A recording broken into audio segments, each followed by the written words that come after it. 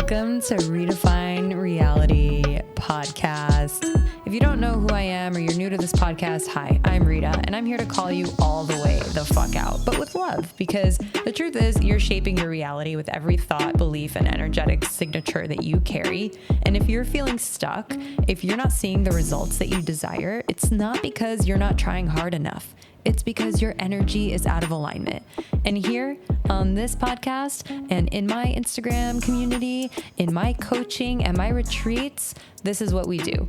We cut through the bullshit, we dismantle the programming, we get into the root of what is really blocking you, whether it's your body, your money, your relationships, or your purpose or lack of knowing what that is. This is where you release, redefine, realign, and redesign your reality in the most impactful, powerful way. No more playing small. No more waiting for permission. This is your invitation to step into your highest frequency and become a magnet for everything that you desire and then some. Okay? Are you ready? Welcome back to another episode of Redefine Reality, the podcast. I'm so happy you're here. Sorry for the delay. I know this episode is a few days late. It has been a journey this week, and I shall let you know a little bit about what's happening in my life soon. I know if you're following me on Instagram, you're probably like, Rita, what the fuck is going on? Why is... Never mind. We're going to talk about that later. Okay. So what I'm sharing with you today is so powerful, so juicy. I'm so excited. It is a recording of an energetics of weight loss masterclass session that happened on April 6th. If you missed it, which you probably did because there were only 2 women that joined me live that day. And I'm so grateful that it was just the 2 of us, or the 3 of us rather, because of the conversation and the depth that we got to go into. And I had to share it with you because it's so freaking potent. And I know that you feel the same way that they do, or something that they shared is going to be like, oh my God, me too. And you're going to have an aha. You're going to be like, wait, no, I never thought about that. Holy shit. And I'd like to invite you to join us next week on April 20th. We're having another live session, and the following Sunday as well. I've been doing live group coaching, essentially sessions for this energetics of weight loss masterclass. And if you join for just $7, you can join every Sunday. And if you upgrade to VIP, then you get to have all the recordings inside of Kajabi. It's set up like a course. And I'm going to be adding in a lot of different modules and things to support you on this journey. And again, it's not just about weight loss. Energetics of weight loss, it's what I called it that because I helped a lot of women lose weight as a byproduct of the work that we did together. I can promise you that the principles and things that you're learning in this is going to help you in every area of your life. I'm going to pack it with so much value that I could sell it for $2,000. I'm not even kidding you. And you get to have it for $27. That's the VIP upgrade charge. So don't snooze, jump on it now. And I can talk to you forever, but I'll talk to you at the end of this recording. So here it goes. Hello. Hi. Hi. How are you? Welcome. Thank you. It's Oh my good to goodness. see you in like real life, kind of, for the first time ever. Oh, right? Oh my gosh. I know I remember your voice from like Clubhouse days, like way back. Wow. Oh my gosh, that's amazing. I have so many people that are still like following or like in my coaching containers from Clubhouse days. It's so cool. I wish that that never went away. It was so powerful. It really was. I feel the same way. I was just talking with another friend about that. Actually, 2 friends. They're bummed because they changed the platform. Wow. You know what's interesting? My group coaching containers are like Clubhouse, but with video because we're basically talking about whatever topic that week, and we're all on Zoom. So we see each other. We're sharing whatever it is that is on our heart or some wisdom we have or whatever the topic is about. But it literally feels like Clubhouse, but with video. So I feel like maybe I should kind of market it that way because if people knew and really like missed Clubhouse, then they would have that sense of connection that we had back then. Yeah, I know. Thank goodness we had that during the whole COVID thing. Yeah, yeah. You So I don't know if you already watched the recording of that energetic weight loss masterclass session. I had the slides, I did the whole thing. It's basically a whole blanket of everything you need to know in a nutshell about energetic weight loss. And then now I wanted to go deeper in the month of April for whoever shows up to these live classes. I'm not really promoting it, but I love when it's like one or two people because then you get the super laser focused like coaching and transformation on your own. And this was meant to be for you. If anyone else pops in, then it's great. And this was being recorded so then I can upload it as like a supportive session. So what happens is that if you've ever been in like a coaching container, then you know when you share your story or your pain or whatever it is, and you vulnerably just show up for healing, whatever happens, trusting that that is exactly what's meant to happen for you and anyone who's witnessing this, that will like resonate with them too, and it will give them the same transformation as if they got the coaching. It's that Yeah. powerful because everyone can relate to, not everyone, but people will be able to relate to your story in so many different ways and different layers. So if you're okay with it being recorded and shared in the platform, okay, Absolutely. fantastic. Um, Yeah. and I did have like another layer that I wanted to teach today that if nobody showed up at all, I was just going to go in record mode. So I can Yeah. share all of that with you as if you are a full-on audience. Okay. And then I'd love to do some like laser coaching to find out exactly what it is that's going on with you and help you flip that and melt away the weight like I do for all my clients. Ooh, I'm ready. I'm ready. Yes. Good, Thank you so much. good, I'm so good. blessed to be here. Thank you so Oh, much. you're so Yeah. sweet. Okay, so why don't you tell me about you and what your struggles have been, what you're experiencing presently, or what the pattern has been? Why don't you fill me in on that first? Yeah, so as a kid, I grew up and I was always pretty like thin per se. Like they used to call me like a bird eater, right?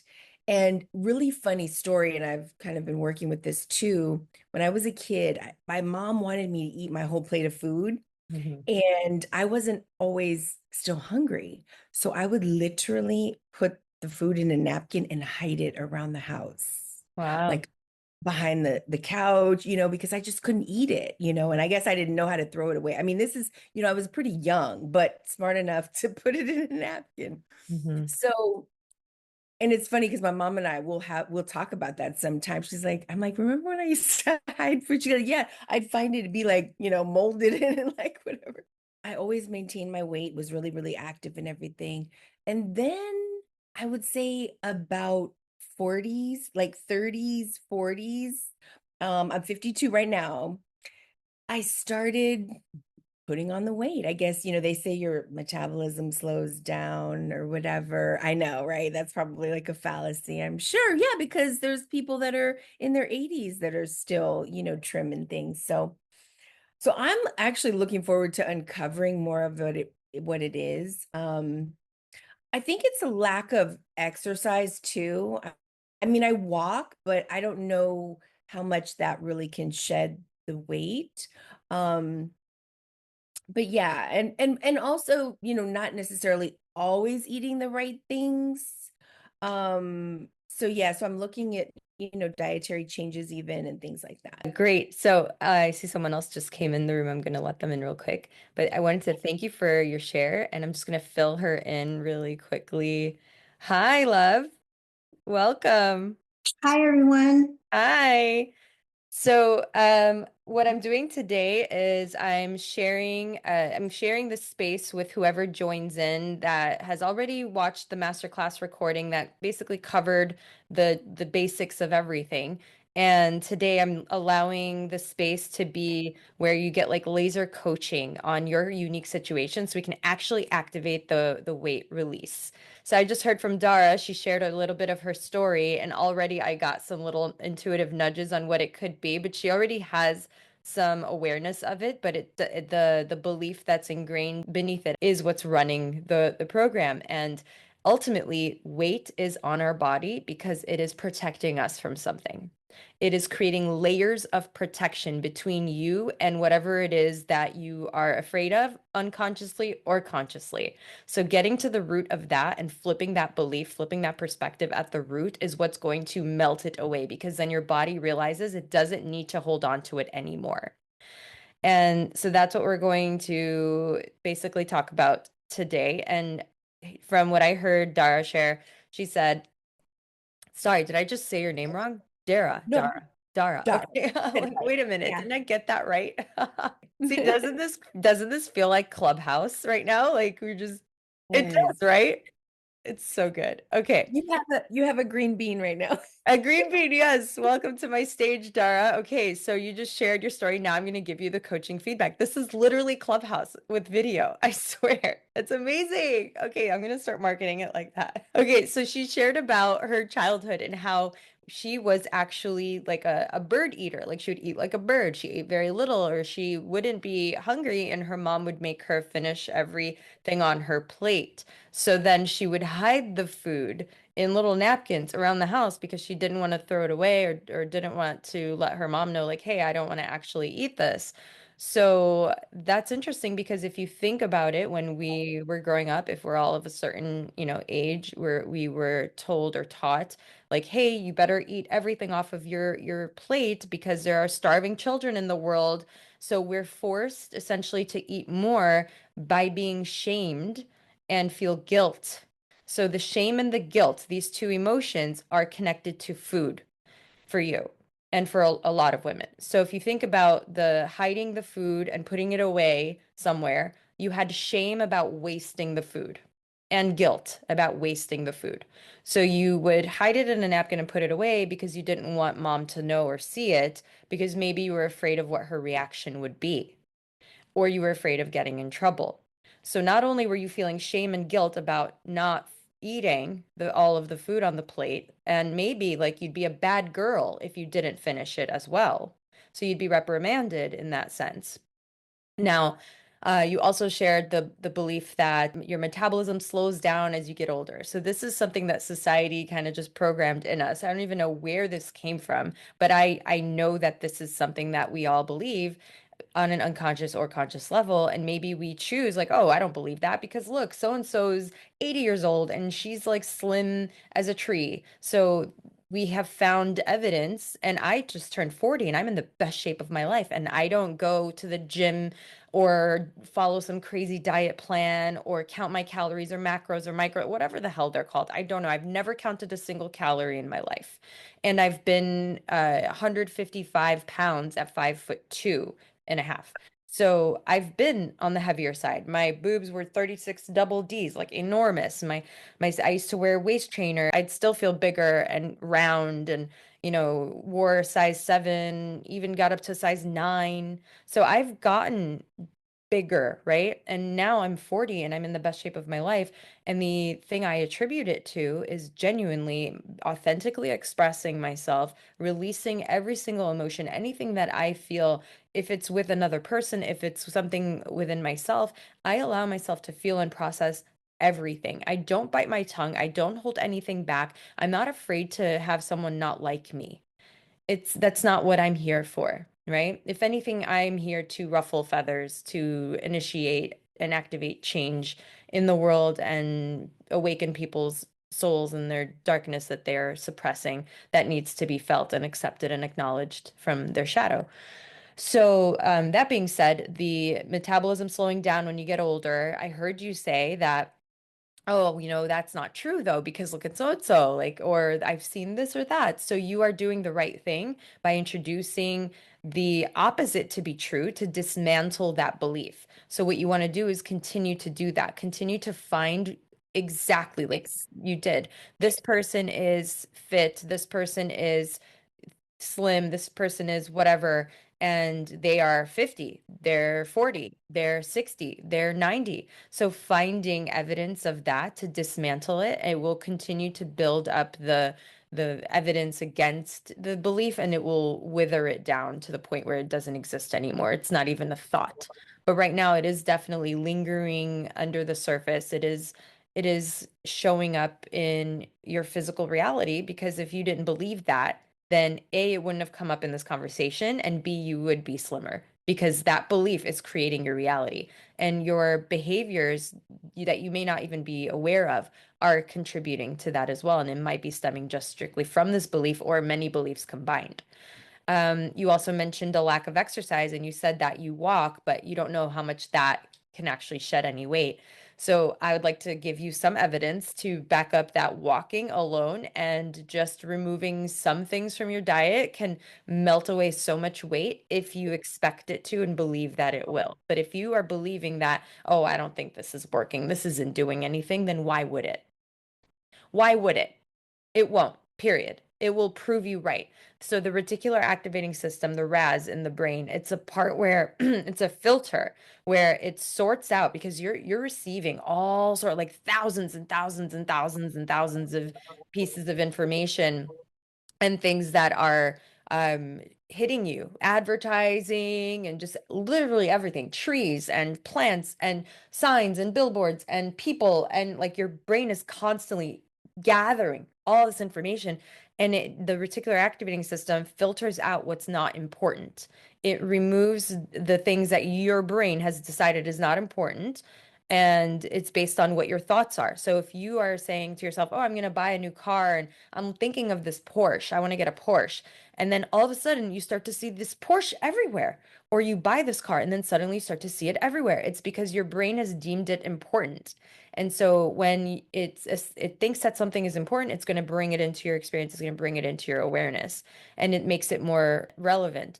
So if you're thinking that my metabolism is, slow, it's slowed down, I'm older, that's what your experience will be, and you'll find evidence to prove that. If you think that, oh, just walking won't work for me, it won't create any sort of result really, then it will, in fact, find evidence to prove that right. So I'm going to give you evidence now to dismantle that belief. My client Grace, she actually came to me. She signed on for a 6-month coaching container with me, mentorship, where we met twice a month for 90 minutes. And after the first session, after the very first session, we uncovered areas that she was out of alignment. And basically, I gave her exactly what to do in that session. She came back the following session 2 weeks later, told me she melted away a little over 20 pounds just by doing the things that I told her and capturing um, what happened in her life in the past that we needed to essentially flip, switch, change something about it. Now, I am not saying it was an easy thing to do, because if I tell you what it was, which I should just tell you, essentially, she was carrying the burden of taking care of her dad. So he moved in and was living on her couch. And she didn't realize that because of doing that, she was avoiding coming home, staying at work longer, overworking, killing herself at work just to avoid coming home. And then she didn't have her environment. Her home was not her sanctuary. She didn't have the time or space to take care of herself, to take a bath, to walk around without a bra, to just be herself at home, to feel truly safe. She was avoiding coming home for a number of reasons, right? Mainly, it was the energy that her dad created in her environment. The other thing associated with that was blocking her and putting weight on, was that she didn't realize this, but I helped her to see how she felt she had to take care of him, because if she didn't, then she's a bad daughter. And it was that guilt and that shame and that sense of responsibility that she put on herself, because if she doesn't do it, then who will? He needs her. That's what she convinced herself of, right? He's not able to hold a job or have his own place. And I helped her to shift the perspective of, hey, you're the child, he's the father. He needs to be taking care of himself. It's not your responsibility. If anything, he should feel this way and want to show up for you. Why are you taking the responsibility and wanting to show up for him? And if anyone is going to take care of him, it has to be him. And by you doing this, you're enabling him. You are holding him back from his growth. You are keeping him sheltered from what needs to happen, what he needs to feel in order for his soul to have its correction, in order for his soul to experience the transformation that it's here to experience. So once you let this go, she's like, but what if he doesn't get a job? What if he can't get an apartment? What if he ends up, what if? Okay, but what if it works out? What if the opposite? Why do we go to the negative, right? And guess what happened? As soon as she got him out, she had that conversation with him, like, okay, dad, like, she didn't realize that she's holding on to this out of like shame and guilt and feeling like she needs to be a good daughter and worried, and she's being the caretaker, the self-sacrificer, the people pleaser, the bending over backwards for everyone else and fixing everyone's life instead of focusing on herself. And that's what comes with being a woman a lot of times, right? That's what comes with being a mother, being a nurturer. Like that's in our DNA, in our blood, and society programmed us to sacrifice ourselves to take care of others. But how can you pour from an empty cup? You can't. There's nothing. And you will drain yourself and get sick, and then you can't help these people that you want to help so much. You're not able to help them in the way that you can if you were actually taking care of yourself in the most potent, highly, highly, highly attuned and intentional way. So once she had this conversation with him to get him out, I first I told her, I was like, okay, so now we know we need to get him out. This is what's weighing you down. This is what's holding you back. This is what's causing disharmony in your body and your environment. We need to remove him. That's the first step. Forget diet, forget exercise. We need to create the environment in order for you to feel safe and to release and to do everything else that you need to do. Step one is get him out. What do we do? When do we do that? How do we do that? And she said, okay, well, I don't know, maybe like 4 months, 5 months to give him time. I was like, nope, no, honey, we're doing that now. We're doing that immediately. So let's do it. When's that happening? Oh my God, she's freaking out. And I helped her to craft the conversation. I helped her to figure out exactly what to say, how to say it, and all of that. And she had the conversation with him, and it was understood that he was moving out. And I believe it happened a week later, or she gave him like within that month, but it had to happen, period. This is the date, this is the deadline. And as soon as she assigned that date, like, sorry, but this has to happen, he got a job, he found an apartment, he has now still been doing great ever since then. And what's interesting too is that this actually made their relationship better. So instead of damaging it, thinking that he's going to hate her or resent her, or it would damage their relationship, it actually made it better to the point where they started going for walks together, and then they did a 5K together, and like it just really, really healed their relationship, and it helped him in his life because now he's being responsible and she's not enabling him. And as soon as he got out, like as soon as we decided we're moving him out and she felt the weight off of her, she melted away that 20 pounds. And then here comes the part where I said, I'm going to give you the evidence to dismantle the belief that just walking is not going to help. Um, she started just walking. Basically, she went to the beach, spent time in nature, and went for walks. She used to walk. She was over 200 pounds, I believe. So she used to walk and lose her breath immediately. Like she couldn't even walk around, I think, the block or for a block or two, and she would lose her breath. And she couldn't even walk. And so she just started walking and moving a little bit. And she didn't go crazy at the gym or anything. I was inviting her to go. Then she connected with a friend, and he was like showing her what to do. And I FaceTimed with her, showed her a few things of what to do, sent her things to do, but didn't say, you have to do this many times a week for this long, this many reps, this, da, da, da. Like, no, just go for a walk. Go to the beach, be in nature. And you want to go to the gym? Great. Here's some things that you can do. And it wasn't like you have to do this super strict diet and only eat this and cook this and cook with this like there was no serious restrictions on her at all. I did have her stop eating fast food, and I did have her stop drinking soda. Those were the two non-negotiables. Was like these two things need to stop and 10 pounds will melt away. And so I shifted her perspective of the fast food, like, oh, it's convenient. I'm running late to work, or I need to do this, or I need to do that. So we shifted that to, okay, now when you go to a drive-through, it's literal poison. So you're driving through to be served poison. Every time you go into the drive-through, tell yourself, wow, I'm really ordering uh, food. It's not real food, it's actual poison, and I'm going to put it in my body. And do I want to do that? Do I want to put poison in my body? Every time I go through a drive-through, I know it is actually bad for me. Why would I do that? That makes me out of integrity. That makes me out of alignment. That makes me betraying myself, truly, on a soul level. I came here as a soul, choosing to be in this vessel, and I'm going to go in a drive-through and put this poison in it. The oil that they use is hurting me. The ingredients that they use, it's not even real. And it's no part of it is nourishing, no part of it is fuel. It's not going to give me the fuel for the day. It's literally going to slow me down, weigh me down, and make me fatter. Why would I choose this? Do I really not have the self-control to drive past the drive-through and go, nope, I'm not doing that. I'm not going to poison myself.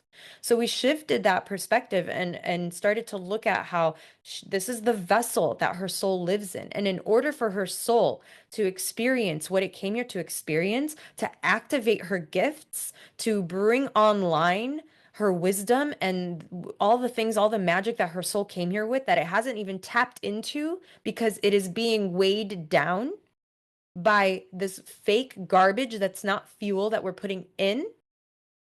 It's weighing you down. It's keeping you disconnected. It's blocking you from your wisdom. And your soul is like numb, trying to come online, trying to connect, trying to do what it came here to do, but it's being numbed by your choices.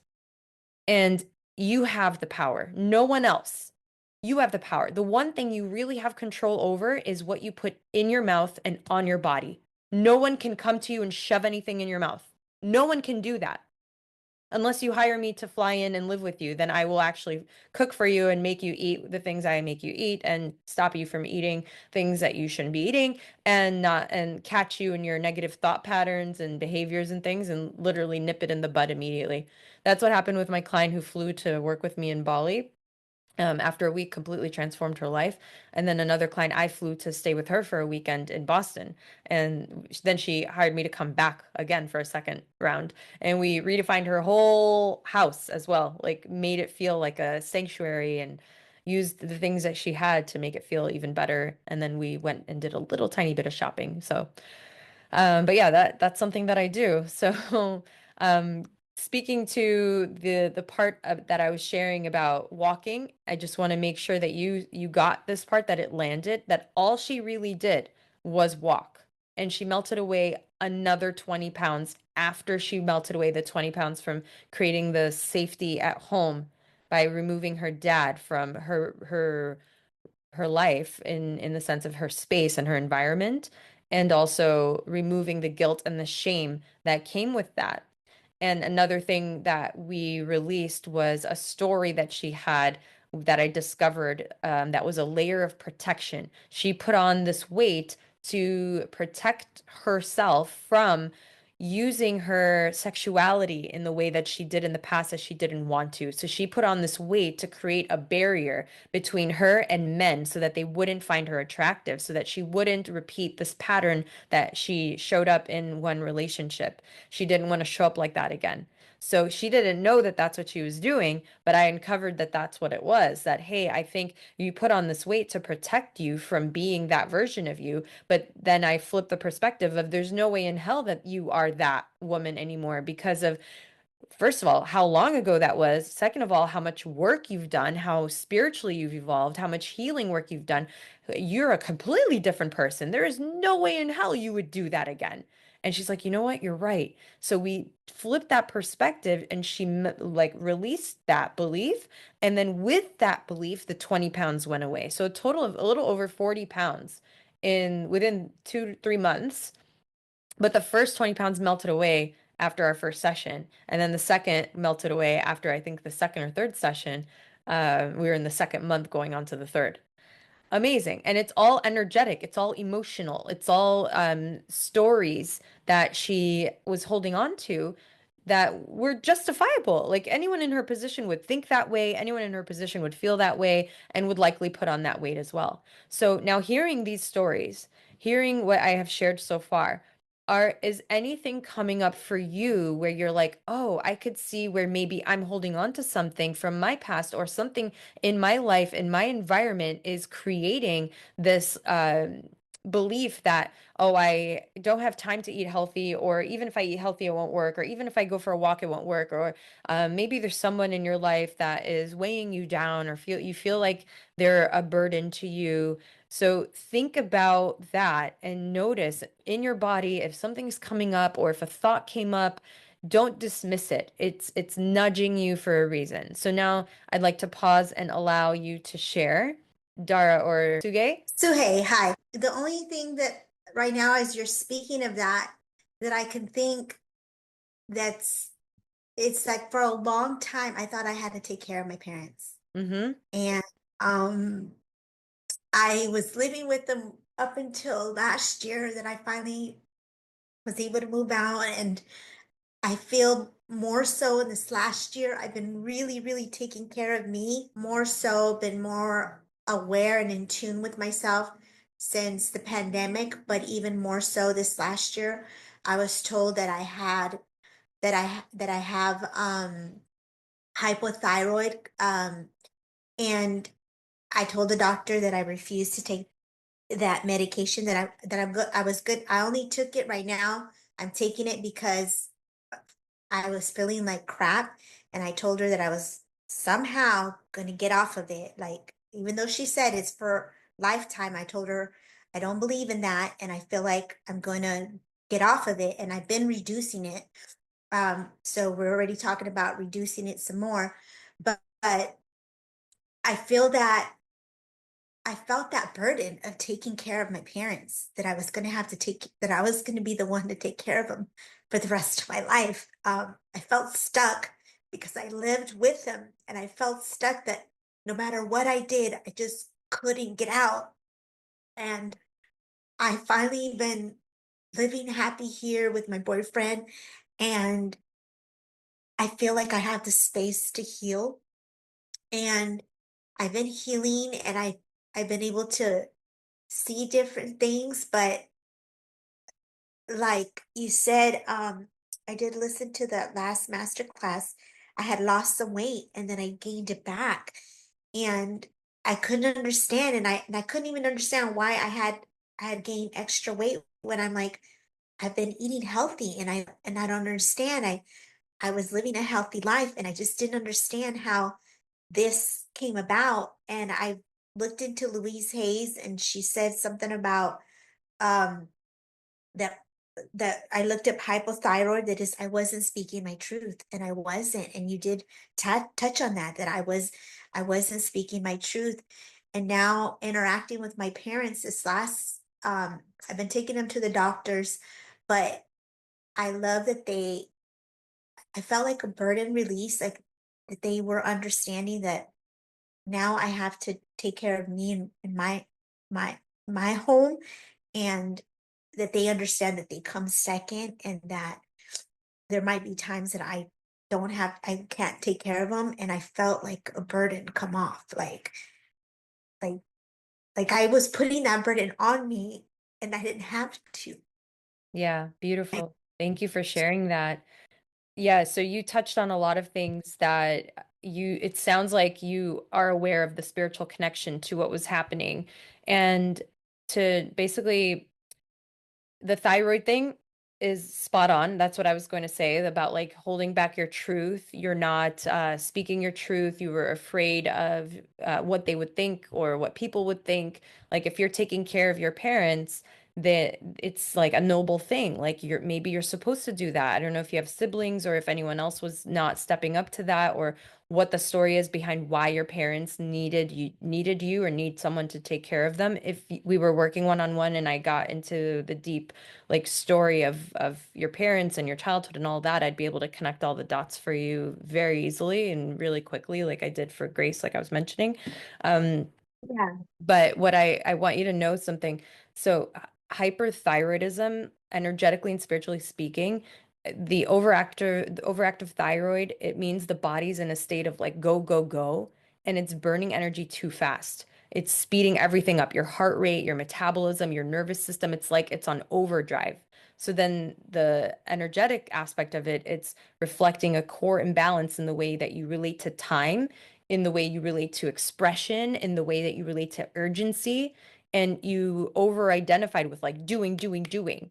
So you're only worthy if you're producing, if you're fixing, if you're helping, if you're achieving. You've been taught that like love Used to is, feel that way a lot. yeah, Yes. see, so love is performance. And this stems from childhood where you felt love was conditional. Your soul didn't feel safe resting. And the nervous system doesn't know how to slow down because it thinks stillness equals danger. So Yes. when you suppress your truth, it's trying to explode out and you're suppressing it. So the thyroid is in the throat chakra. This governs your expression, your truth, your communication, your boundaries. And hyperthyroid is the soul's way of screaming, I need to be heard. I can't hold this in anymore. And there might be deep, deep self-censorship. You're speaking inauthentic truths to avoid conflict, to avoid rejection, to avoid abandonment.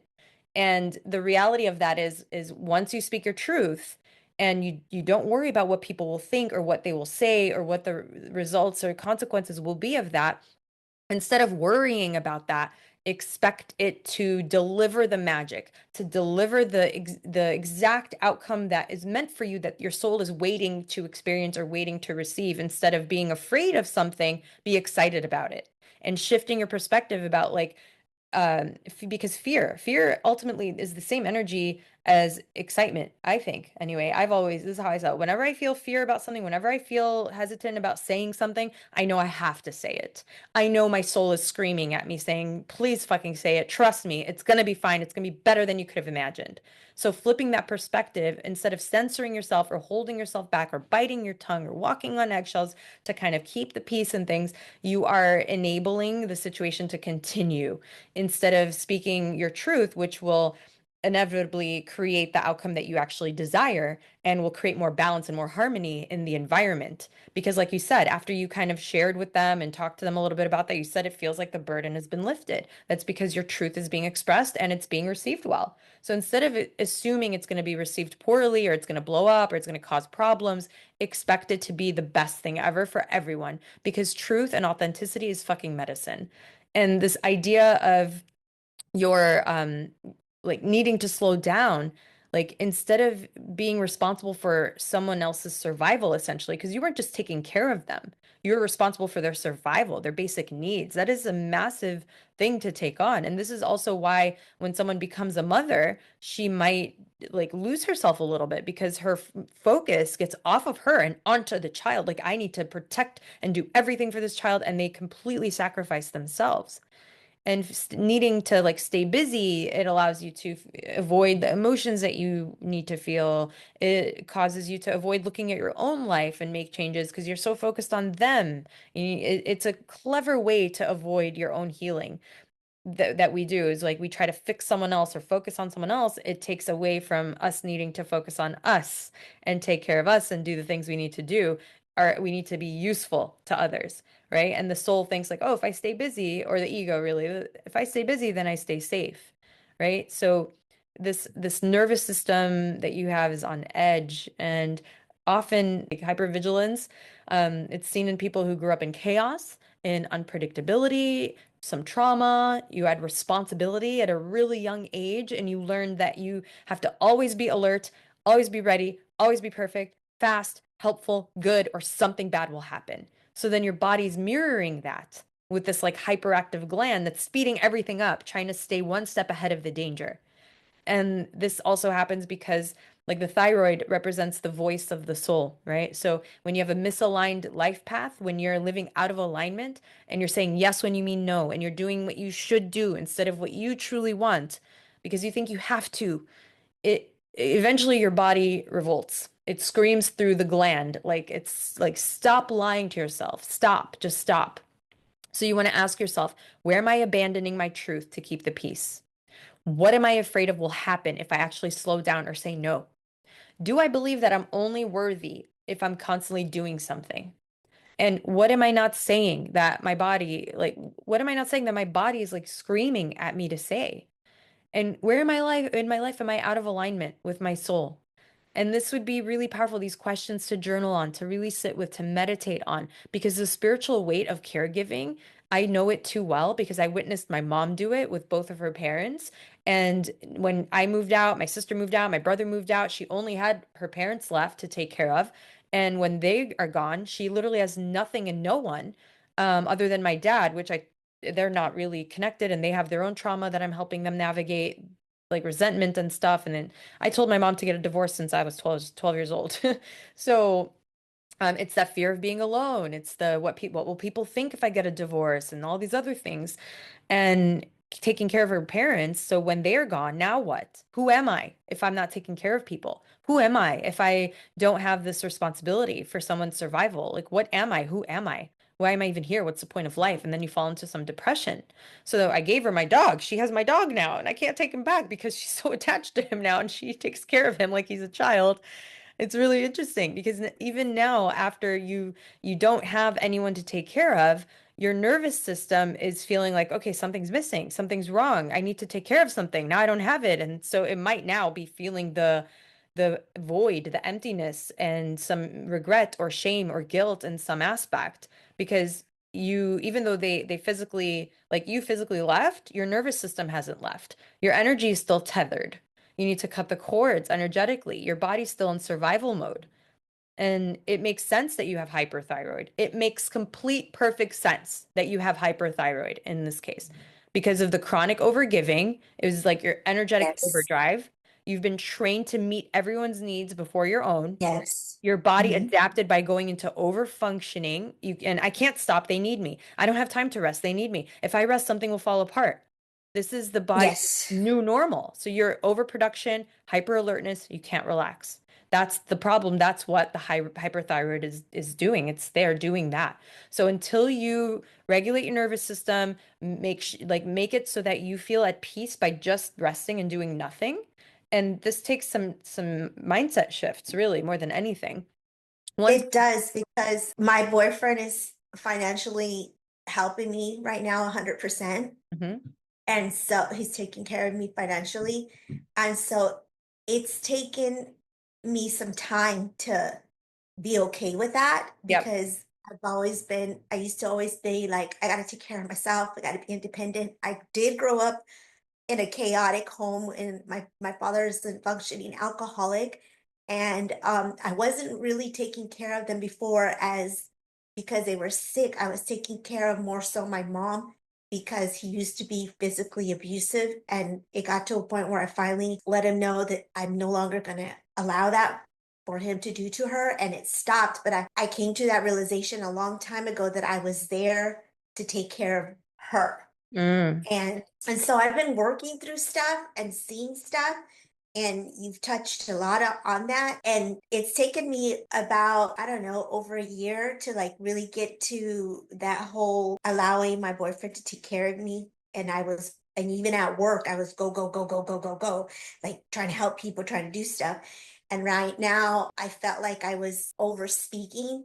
Mm. I'm trying to learn how to speak my truth without hiding it because or maybe that's just how the cards felt, that I felt like I was over speaking my truth in the sense that I've lost some friends because I've had the time to take a step back on stuff and see things that have always been there, but I never really noticed because I was too busy, busy, busy. And I've said stuff to them where they didn't like what I said. They didn't receive it well, where I'm like, well, I'm not tolerating this behavior any longer. Like Mhm.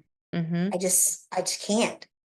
That's beautiful. So you're developing courage to speak your truth, and this will only become stronger. And as you practice, as you continue to work this muscle, the courage muscle, and I highly encourage that. I think that is the most powerful thing you can do for yourself. And the people that are not meant for you will fall away, which is what needs to happen. And that will raise the frequency of your environment, and the right people will come in that do respect you and do honor those boundaries.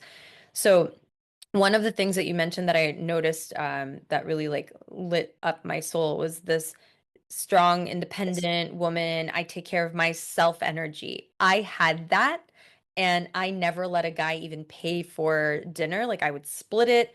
I didn't want anyone to ever be able to say they did anything for me or throw it in my face. And I never let a guy like take care of me or live together and he paid everything. I felt like I wasn't pulling my weight. I wasn't showing up. I was worthless. So I recognized that everything happens for you. Every experience you have is meant to shine a light on something that needs healing. So, of course, the universe, God, source, creator, whatever it is for you, delivered an experience where I was being invited to move to California from Chicago. And I didn't have a job there. I didn't have anything there, but I always felt pulled to California. So my boyfriend at the time was like, I'll take care of everything. Don't worry. And I was like, oh, I don't know how to be with that. I don't know how to allow, oh, like my nervous system was freaking out and making, like, I was telling myself that I was worthless if I didn't have a job. I was worthless if I didn't bring money to the table. If I let him take care of me, then what the hell? Like, I just didn't see my value other than in what I was doing. So I was overworking in the house. I was cooking, cleaning, taking care of everything, made him juice, made a lunch to take to work with a little love note. And when he came home from work, dinner was ready or almost ready and the house was spotless. But guess what? I had no time to take care of me. I had no time to focus on myself or my business that I was wanting to start or start a podcast or anything. I avoided everything because I had to prove my worth and make up for the money I was not bringing in and driving myself crazy trying to find a job at the time. And my desperate energy was coming through in the interviews. Like it was just not good. So hearing you say that now your boyfriend is taking care of you, this is like you're really like you are following the path that a similar path that I was in and a lot of my clients are in. So now that you're in this position where you are being taken care of, it's kind of like you are now getting to experience the other side of it, and you get to allow it, you get to receive, you get to this is the balancing act right now. So you gave and gave and gave and took care of people and did all of that. You burnt yourself out, you bent over backwards, you were there, you were doing all of that. So now you get to experience the other side of it. You get to experience the other side of it so that you could learn it full circle, so that you could experience both sides of it, so that you can heal the nervous system and create harmony and balance in giving and taking. So this is beautiful. So you get to look at this experience as, oh, this is happening for me so that I could learn what it's like to receive, so that I could learn what it's like to rest, so that I could learn what it's like to take and not just give. And this is where the work is, because it's going to be very hard for your nervous system to allow it. And it might be so many different reasons. For me, it was like, I don't want anyone to throw anything in my face later when there's a fight. I did this and this and this for you, you know? And it was some other things like, oh, my self-worth. Like I associated performance and money and working and having my own place, my own car, great credit, blah, blah, blah. We're programmed. Society teaches us that we need to have these things in order for us to feel, you know, any sense of worth. So for your hyper independence, it's masking as strength. If you learned it, like if I don't do it, then no one will. I can't trust anyone to take care of me. I have to do everything. It's not safe to let go. I always have to be on. I always have to be doing. So even when you like left physically, right? Now that belief is still running in the background and your thyroid will keep pumping, trying to keep you alive for or in a war that ended essentially, but still feels active inside. So now you're in a new environment, but the old stuff is still going to be showing up in this new environment. And it's up to you to navigate that appropriately and to also allow yourself to receive without guilt, without shame. So noticing what feelings are coming up and questioning them. Why am I feeling that? What was I thinking that just made me feel that? And is that 100% true? Or am I just, you know, connecting to this old story? Because you're carrying the weight of the emotional dysfunction like it's your karmic duty, but it's not. Leaving physically doesn't untangle it. Your soul needs to reclaim its sovereignty. And in this new environment with your boyfriend is the perfect way to do that. So when you walk away from a role that you felt stuck in, you don't know what you are without that dysfunction. And this is probably why you gained the weight back. If I'm not the caretaker, who am I? If they don't need me, what's my purpose? Is it okay for me to thrive when they're still struggling or suffering? That guilt is going to keep your body in a chronic state of this activation. So what you need to heal is nervous system repatterning, like breath work, somatics, being present, gentle, slowing down, witnessing yourself, energetic cord cutting and forgiveness rituals, forgiving yourself and them for taking on what was never yours. redefining your worth outside of productivity, outside of helping and doing. You're valuable, you're worthy, even if you're not needed, even if you're doing absolutely nothing. And receiving support, allowing yourself to receive support, especially from your boyfriend now, especially from anyone that offers it to you. Don't say, no, no, it's okay, I got it. Be like, you know what? Thank you. I received that. Your medicine is saying the words, thank you. I received that. From now on, anything and everything that gets brought to you, thank you. I received that. Thank you. I received that. One time there was I was carrying groceries all by myself, strong independent woman in New York, and I had like bags here and bags here hanging like on me, and I'm like weighed down, and I had to take the bus and the train and all the things to get home, and I had my dog with me, and I'm like, oh my God, like miserable, miserable. And then I barely get to the door, and some guy comes and he opens the door. He's like, "Can I help you carry those?" I was like, "No, it's okay. I got it." And I struggled all the way to my door, and I'm like, why didn't I say yes? Why didn't I let this, the universe delivered someone right when I needed them. Why didn't I say yes? So don't turn away the support and the guidance and the love through people that the universe or God or source creator is sending you. Witness what it's sending you. Right now, it's sent you your boyfriend to create an environment for you to receive and to heal. So recognize that for what it is and allow it. I do, and I've been allowing it, but like you said, some days it was a struggle, like not doing anything. And he tells me, "Babe, it's okay. You don't have to do anything. You don't have to do anything for me. Like you don't have to. Like just be." And I'm like, What a okay. gift. And then I get people telling me, "Oh, you don't do anything." I'm like, I don't have to. Like I don't have to. I have the space, but it's still a process. Like it creeps up here and there where I'm like, like and it has taken me some time Mhm. to feel worthy enough to receive stuff, because I didn't understand that for a long time, and it's taken me some years to finally to where I was finally able to receive this from him. Yeah. um and I do know that I do recognize that that I manifested him, and and I this is a healing for me, but it's just certain stuff still that I'm still like I didn't understand, and you're helping that me right now, and through the other master class that I listened to. I went through it twice. I was jotting down a lot of things, and it's just opening my eyes to stuff. So thank you. Thank you. Good. I Oh, receive I receive you. Thank you. oh, thank you. That makes me so happy. I love that you watched it. You're watching it twice and you're taking notes. And I would love to hear what parts of it are really standing out and resonating to you, but we'll talk about that later. But I'm so curious. Something that is coming through for me to tell you to do and to do religiously is to journal. As soon as you wake up in the morning, write down all of your thoughts, everything you're feeling, thinking, the to-do list, whatever, journal, journal, journal. Start with 1 page, work yourself to 2, work yourself up to 3, and you'll find yourself writing like 5 and like, oh my God, I got to start my day. Like every morning, first thing upon rising, don't touch your phone, don't do anything. If you can, go sit outside, welcome the sun, and start journaling. Do that and do that at night before bed to just release everything. And I have this shower portal ritual where at the end of the day you go straight into the shower, and there's a whole ritual, but it doesn't have to be done so exact and perfect. Ultimately, the gist is you are releasing, you're washing everything from the day off of you and watching it go down the drain. And because you are water, you are 70-ish whatever percent water. And if you've seen this experiment, Dr. Emoto, where he's speaking ugly, harsh words to this glass of water and put under a microscope, it turned like moldy and gross. He spoke love and encouragement and kind words to this other glass of water and put it under a microscope. It looked like this beautiful, crystallized snowflake, like just gorgeous. And if you are made up of water and you're speaking so ugly to yourself, what do you think is happening inside on a cellular level?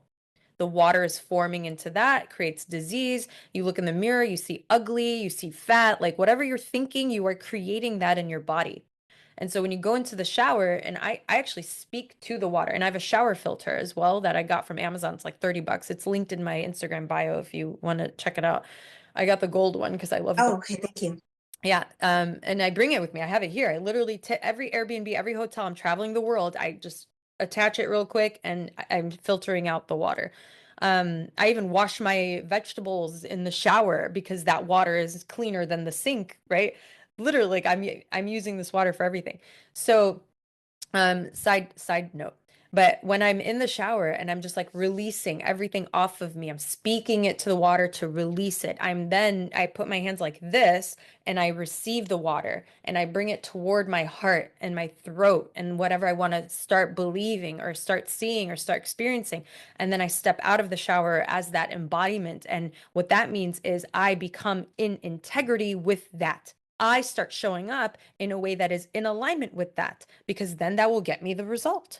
So, becoming what you are thinking and saying that you want is the secret. Like, no one is going to do anything for you. No one's going to come save you, as they say.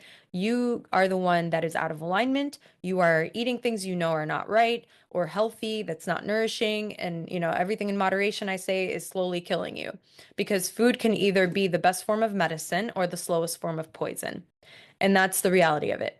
You are choosing what to put in your body. You are choosing what to put on your body. You are choosing what and who to keep around your body. You are choosing what to watch and what to listen to. And all of this is either creating harmony or disharmony energetically in your body, which creates dis-ease. So, journaling to release your voice, your desires, to amplify them, to activate them. In the shower, release from the day and call in what you want. And I recently learned after being at, where is it, Business by Design Live in Phoenix, when I came back from my retreat in Bali, putting your hands like this is actually an ancient mudra called Pusha Putra mudra. So I'm like, wow, I'm doing that in the shower and I didn't even know that that was a thing. So there's a lot of things that I'm doing and saying that I am finding out that are actual forms of medicine and tools for healing and growth and expansion and elevation, which is so fucking cool to just constantly be popping up like, wait, what? I do that. Wait, what? I teach that. Wait, what? No way. So it's really cool. It's like my soul is remembering things and then sharing them and then finding out that it's actually a thing. So it's fun. But for your medicine, I would say journaling, expressing your voice, asking yourself, what is it that I want? What is it that I need? And just listening to the body and honoring the vessel, honoring the body, putting that as top number one priority, and watch everything else fall into place. As you're saying all this, my head's tingling. Mm, Right now it's tingling. And it's interesting you say this to me because I've been very spiritual. I just was rereading this book that I was told to read, Ask Your Guides. I was just rereading it and I got to the part on journaling because I'm like, okay, I need a journal so I forgot what they call it, free writing, where you ask them something and you allow them to write, to respond to you through writing. mm. And I was just doing that and I had just asked them, what do I need? And then you popped up. This class popped up. Like I Wow. was vision board. I did my vision board and then you popped up. And so I was just like, they're speaking to me. And then you're telling me right now, journal. And I'm like, oh my gosh, like it's just like I felt that need. And I was like, okay, but I didn't know how to. And I was like, okay. So now you've just provided me that tool. And not too long ago too, I saw another video about how we could manifest through water, like how water is so potent, of what you spoke about of the Dr. Moto. And so now when I drink my water, I I put the intention that that water is cleansing me from within inside. Like I'm using that water to get rid of anything that doesn't serve me to my highest power. Yeah, yeah, absolutely. Beautiful. Oh, I love it. Chills. I Yes. don't know if you know this, but my Redefine Reality Academy, it starts on May 1st. And this is a container where women are connecting essentially like this, but there's no more than 15 of us to maintain the level of intimacy and safety. And in this environment is where you feel the safety that you've never felt in your life, to be held by women, to be able to express your truth and to say whatever it is that's going on in your heart, in your life, in your mind, and being able to express that authentically is the magic, is the key to activating your purpose, to activating your abundance, to activating your next level in whatever area you feel blocked. Like, environment is everything. Connection with women, especially, is so powerful. And so I would like to invite you to join us if that's something that you're available for. Let's talk about it separately. But I feel like it would be really, really good for you. And then there's also the option to work with me one-on-one, embedded in that. So like if you signed up for one-on-one mentorship with me, I would give you the academy for free.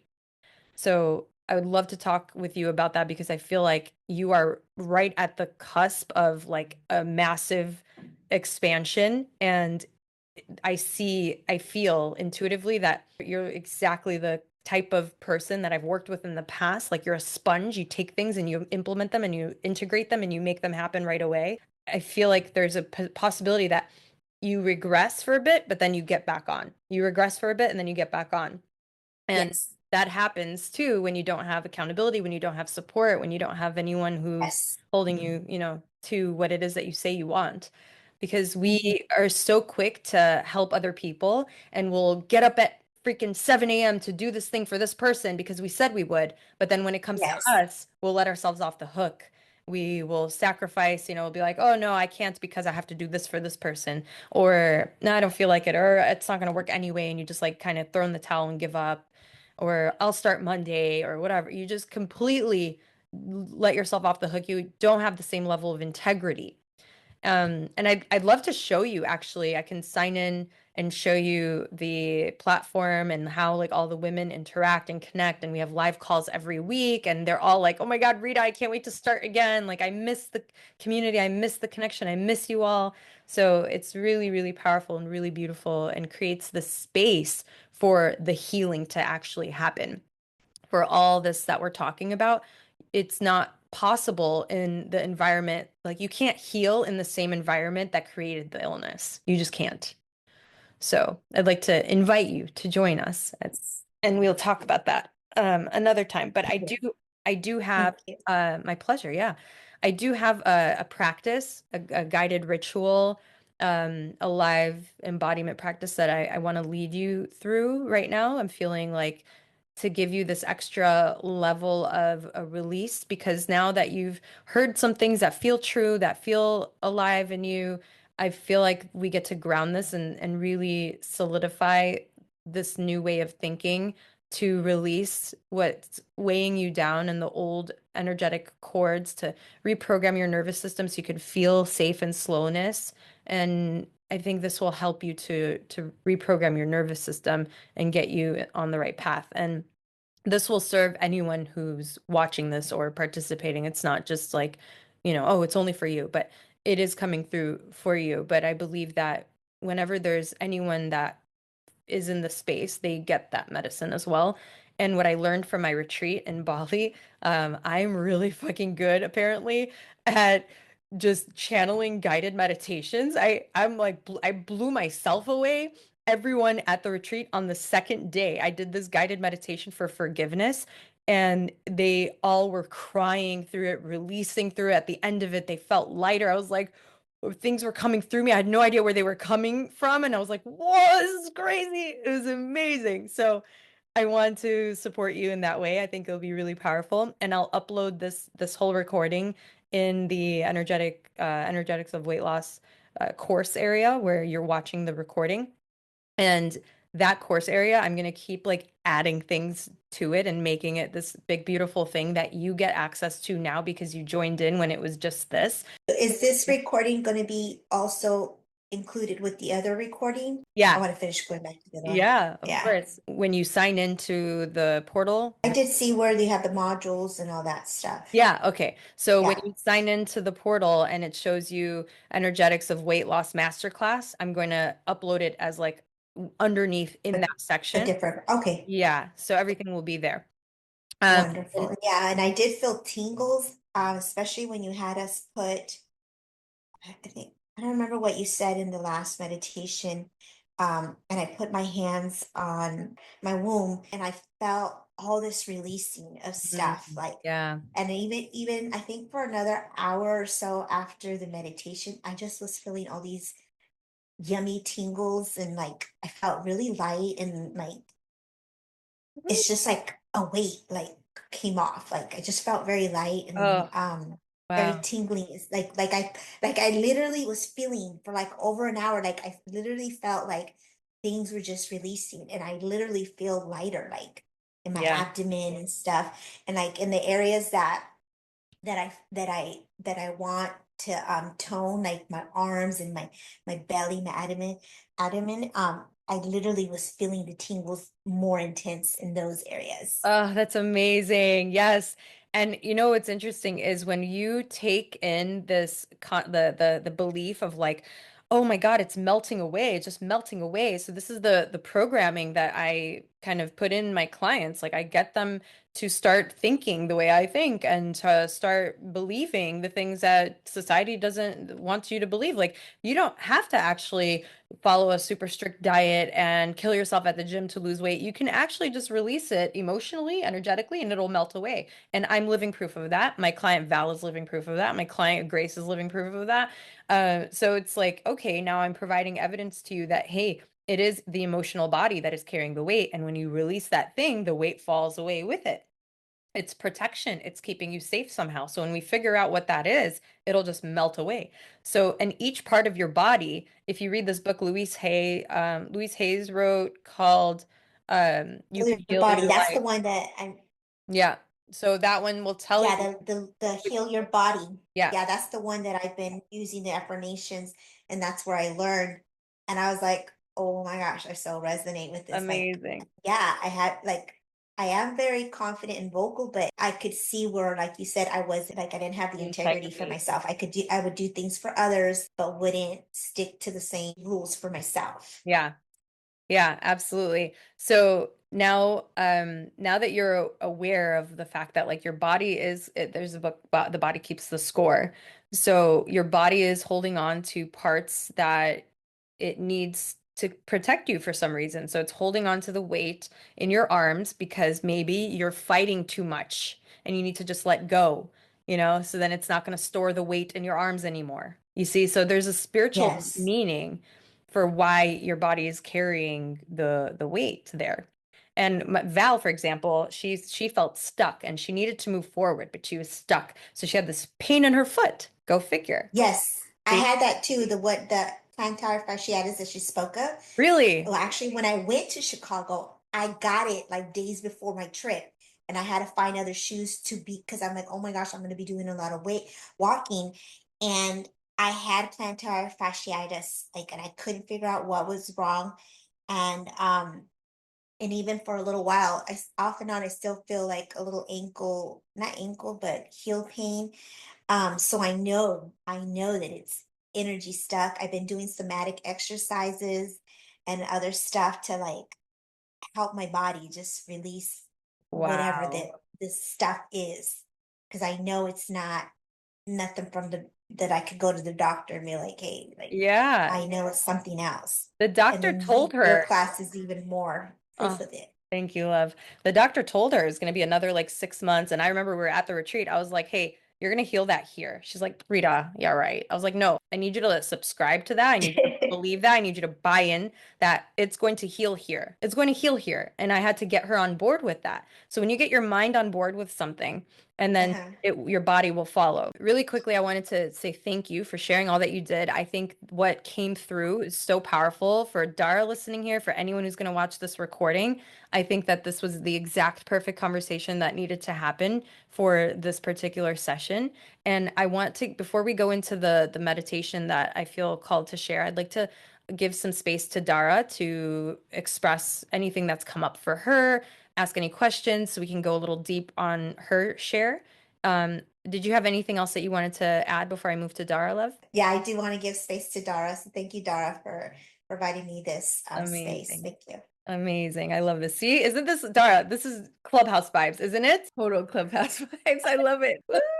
And this is what my group coaching is like. Every week we meet like this, and it's all of us staring at each other's beautiful faces, sharing vulnerably, holding space, and really digging deep into our shit and getting the support. Like I coach live, and then even the women, they'll share something that came up for them. Like right now, Dara, you get to respond to everything you heard. Maybe you share something that can expand on it, some part of your wisdom, something that happened in your life that might connect a dot for her or anyone watching. That's the beauty of the space, the containers that I have created since Clubhouse. So, yay, go Dara. Let's hear from you, love. Yeah, well, goodness, there was a lot that came, through, and it was a beautiful share.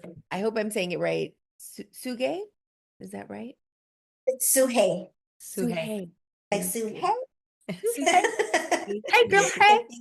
Thank you. Love it. Thank you. Yeah. So, woo, the receiving part for her to receive, that was really, really powerful. I was like, yeah, because, it's that give and take. It's, receiving is a really act of giving too, in a certain way, and allowing others to give to you. And oh my gosh, Rita, you're going to laugh. I could so relate to that New York story with you carrying all the bags. Oh my God. I lived in New York for like 4 years, and yeah, all the things. I go to the store for a couple things and then come home with all these bags, and I'm like, oh, you have to walk and take the bus and the subway and all this. Like, you forget, when Yeah. yeah, sometimes when you're in New York, right? But so that was so funny. And I love how you said, look, the universe sent you a man to help you with the bags. Why did you say no? And I just was like, oh my gosh, yes, yes. Yeah. So I just totally related to of course everything you all shared. With regards to my situation with releasing the weight, and like the childhood stuff, like the shame and the guilt that you talked about around food. I was like, oh wow, and wasting. So my daughter and I think you saw her. She came in, she's like, I want to see. Oh, she's like, oh, she's so pretty.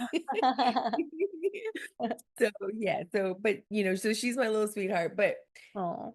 and I raised her to, and actually I got this from her dad, which was really good, and her grandmother on her dad's side. Not my mom, but when you're eating belly full, Mm-hmm. like, and I love that. And so she never had that. So sometimes literally she'll eat a little bit and then she'll be like, oh, okay, I'm done, and she's had enough. And I'm like, okay. Um, and I still have a thing about the waste. So I'm really big on, I'll cook a meal, take what you want, but don't take more than you can eat. You know what I mean? And Mm-hmm. then I always usually say too, take a little at first and then make sure you like it, try it, and then you can always get more. You know what I mean? Yeah. So that's kind of how I'm kind of trying to raise her. Mm-hmm. But yeah, that shame and the guilt around me hiding the food, that's really something. I think it's really potent right now as far as to be able to heal that part of me. Yeah. Now, if you look at that and you connect it to other parts of your life, because when you're a child from age 0 to 7 or 8, maybe even up to 10, your brain is a sponge. It's completely subconscious. It's a sponge. It's taking everything it's witnessing and it's creating a program, a blueprint around it. Oh, this is how money works. Oh, this is how love works. Oh, this is how relationships work. Okay. Oh, this is how food and health and weight loss and you created stories and you made meaning out of things that happened and you don't even know you did it. So when you're a child and you are experiencing your mom telling you, don't do this, that's wasteful. People are starving in Africa. Eat everything off your plate, and whatever other things she said. She said those things with good intentions, right? She's not trying to cause any harm. And if you didn't hide the food and she saw it, if you got in trouble, what would she say? How would she react? Did you ever get in trouble, or did you create the assumption, the fear that you would get in trouble if you were caught? What would happen? Yeah, I feel like I have a memory of literally having to sit at the table until I was done Ah. eating. Also, I remember this whole thing about, okay, we'll eat half of it. So she would like portion the food off and like say, we'll eat this half, Mhm. But did she So, ever reprimand you? Did she yell at you? Was she big and scary and mean? Like, what was the energy that you felt you had to hide it? well, the energy around me feeling like I had to hide it was because I didn't want to eat it and I didn't want to sit at the table. So Mhm. I would just put it in the napkin. I would Mhm. chew it, put it in the napkin, and then hide it so that it would be gone and I wouldn't have to eat it or sit there at the table. Beautiful. So this is where I want you to go next. Where else in your life are you putting something in a napkin and hiding it away so that you don't have to deal with it or look at it? Thank you so much for bringing that to my attention because when you talked about the shame and the guilt, I was like, oh, yeah. And I didn't really ever associate shame and guilt around food before because I've always felt like, oh, I can eat whatever I want, like no big deal, you know? And oh, yes, having to hide. And oh, when you were talking about how you don't bite your tongue anymore, how you don't worry about, hurting anybody's feelings or anything. Not hurting, not, you didn't say hurting anybody's feelings. You said like you don't like eat your words, so to speak, you know what I mean? You like express freely and you don't worry about if it's going to cause a problem or something. That is literally like one of the like things that I just love about you, because I'm that recovering people pleaser, Mm. right? Mhm. And not feeling like I can tell my mom, hey mom, I'm full, I don't want to eat this, you know what I mean? So, and I actually want to ask you a question because the other day I was hosting an event and I invited a friend to come. She was the first person that I invited, like my wing girl. I didn't say that, but that's what I was in my heart, right? But I just sent the invitation and she was like, "Well, I'm going to be eating at that time and I have to go to bed." And she had all these excuses. Mhm. And like my heart was hurt because I said, "Can I count on you, to be there?" And basically the answer was no, that I couldn't. And so I try and be a self-cleaning oven. I try and do all the work within myself Yeah. before I like rather than say to her, wow, I was like really hurt because I don't know if I feel justified in being hurt, Mm. but I was. And so I chose not to say that. So I want to get your opinion on that. Is that something that you would do? Like if you send a text to your friend and said, "Hey, I really want you to be at this event, to support me or whatever," and your friend was like, "I'm gonna be eating and then I need to go to bed." Yeah. This is beautiful. And so here's what's interesting. I just want to go back before I answer this because something you said really, it's like your soul gave the answer to what your weight is. I don't know if you caught it. No, I didn't. Okay. So your weight is 100%. I can't even like, I think when you watch this back and you're going to see that you said these exact words, you're going to be like, holy shit. Okay. You are eating your words. Mhm. Your words that you're eating are manifesting as weight on your body that you need to release and speak. You are eating your words, and that is your weight. And the other thing is, you said that you love about me so much. That part of you is dying to come out, is yearning to be that. And that is where the weight. So once you show up as that, the weight will melt away because you Mm. won't be eating your words anymore. You won't be biting your tongue anymore. You won't be concerned with what someone will think or say if you expressed your truth. But instead of that, you're eating your words. And then that's the weight that you're carrying right now. So Mhm. your medicine, your work is to practice noticing when you are eating your words and choose in that moment, I'm not going to eat my words. I'm going to speak my truth. Yeah. And when you do that, you celebrate a little. You pat yourself on the back. Good job. I did it. Oh, I just lost a pound. Wow, look at that. So associating you speaking the words instead of swallowing them and eating them, connect that to, wow, I'm losing a pound every time I do that. Because that's really what it is.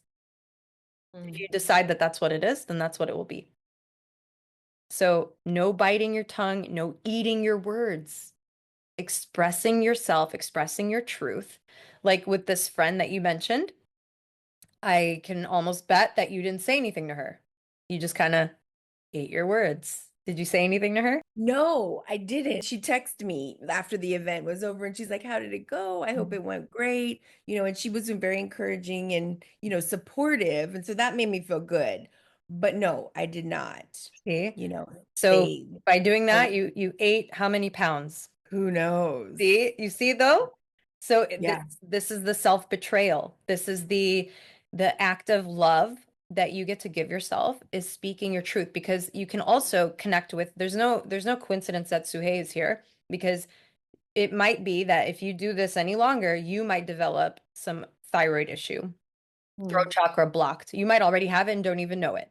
Maybe not hyperthyroid, maybe the opposite of it, low functioning throat. Who knows? You might want to consider showing up more raw, more authentic, more vulnerable, expressing your truth, knowing that it can't be wrong. It can't be bad because it is your truth, period. If people in general in your life are meant to be there, they will honor and support and invite that, appreciate that. And it gives them permission to show up like that even more themselves. So when you said, "Oh, I love that about you. I see you do this and you do it." It's because that aspect is within you and it's yearning to be expressed. And Yeah. once it does, that's when the weight will melt away. That's when everything will start to feel more in alignment. And with the fact that you didn't say anything to her demonstrates how you normally function in these. This is your normal. You eat your words. You even said it. You said the words eat your words. You don't eat your words. You said that to me. So you eat your words. And your medicine is to no longer eat your words and to have the courage to speak your truth and know that your intention is to not hurt the other person. It's just to express your truth. So what you can do is preface it with, "Can I please share something with you that like is on my heart?" And they're like, "Yeah, please. What is it?" So when you do it in that way, like I'm not trying to hurt you. I'm not trying to create any sort of problem with us, but I feel really compelled to express my truth and my heart right now. Can you hold space for that? Who's going to say no? Who's going to say no to that? Really? Think about it.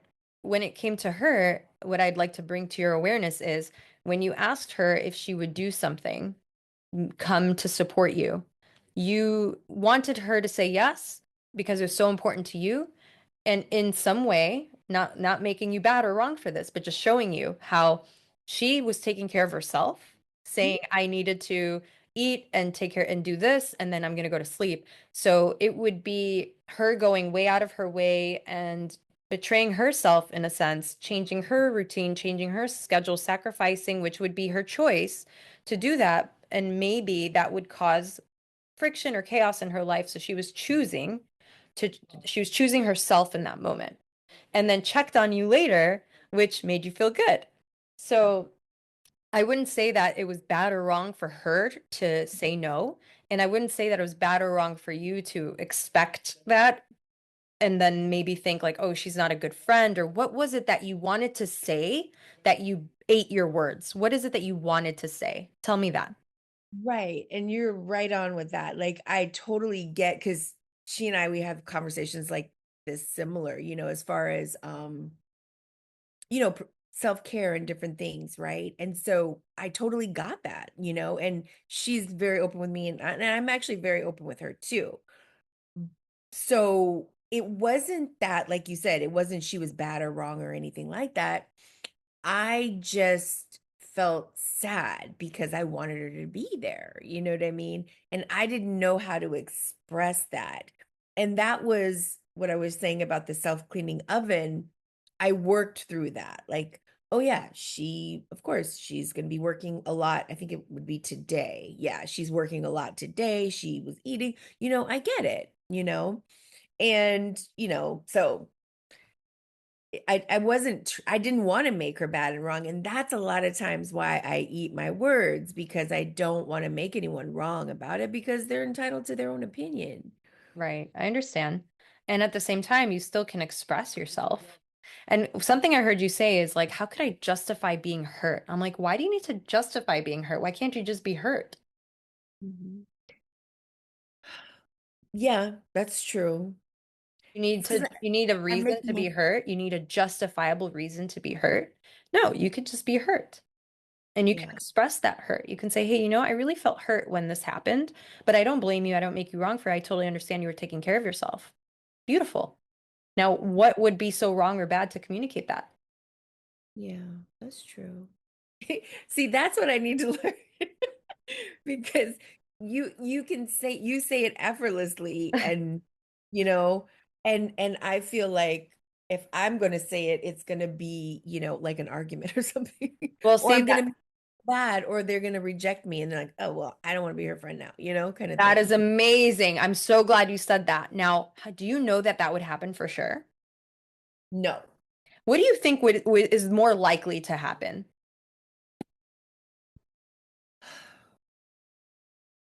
I mean, I think more likely she'd be like probably like maybe I don't even know if she would say I'm sorry that you feel that way or something, but she's like, I need to, eat and sleep and take care of myself, or And something like what's the worst that could have possibly happened if you told her, if you expressed this to her? And even if you said it in a way that you think like, oh my God, it wouldn't come out as well, as good as you said it, Rita. Like, even if you said it the worst possible way, what's the worst thing that could happen? that she wouldn't be want to be my friend anymore. Do you think that would actually happen? I'm feeling like emotional right now. I feel like it has happened in the past. I can't pinpoint exactly what the situation is, but yeah, I feel like I've been rejected in my past for By something. her? No, not from her. No, Okay. not from her. So again, it's a form of protection. You're trying to Yeah. protect yourself from being hurt from something that happened in the past from somebody else. Now, this is what the brain does. This is what the body does. It remembers the pain and it tries to prevent that pain again. So it's seeing her, this new person in front of you that's not done this to you before, that hasn't rejected you, hasn't hurt you. She has the face, the mask of someone who has hurt you. And you are treating her as if she's going to hurt you instead of giving her the benefit of the doubt that she's actually going to be really supportive and not react in the way where you're going to be rejected and she's going to abandon you and then you won't be friends anymore. Because that's the worrying for the worst case scenario instead of expecting, hey, this is actually going to be great because we have conversations like this.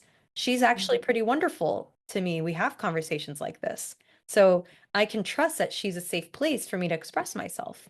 And if something happens, then it's meant to happen. It's the direction it's supposed to go in, and it can't be wrong and it can't be bad because I express my truth. You see?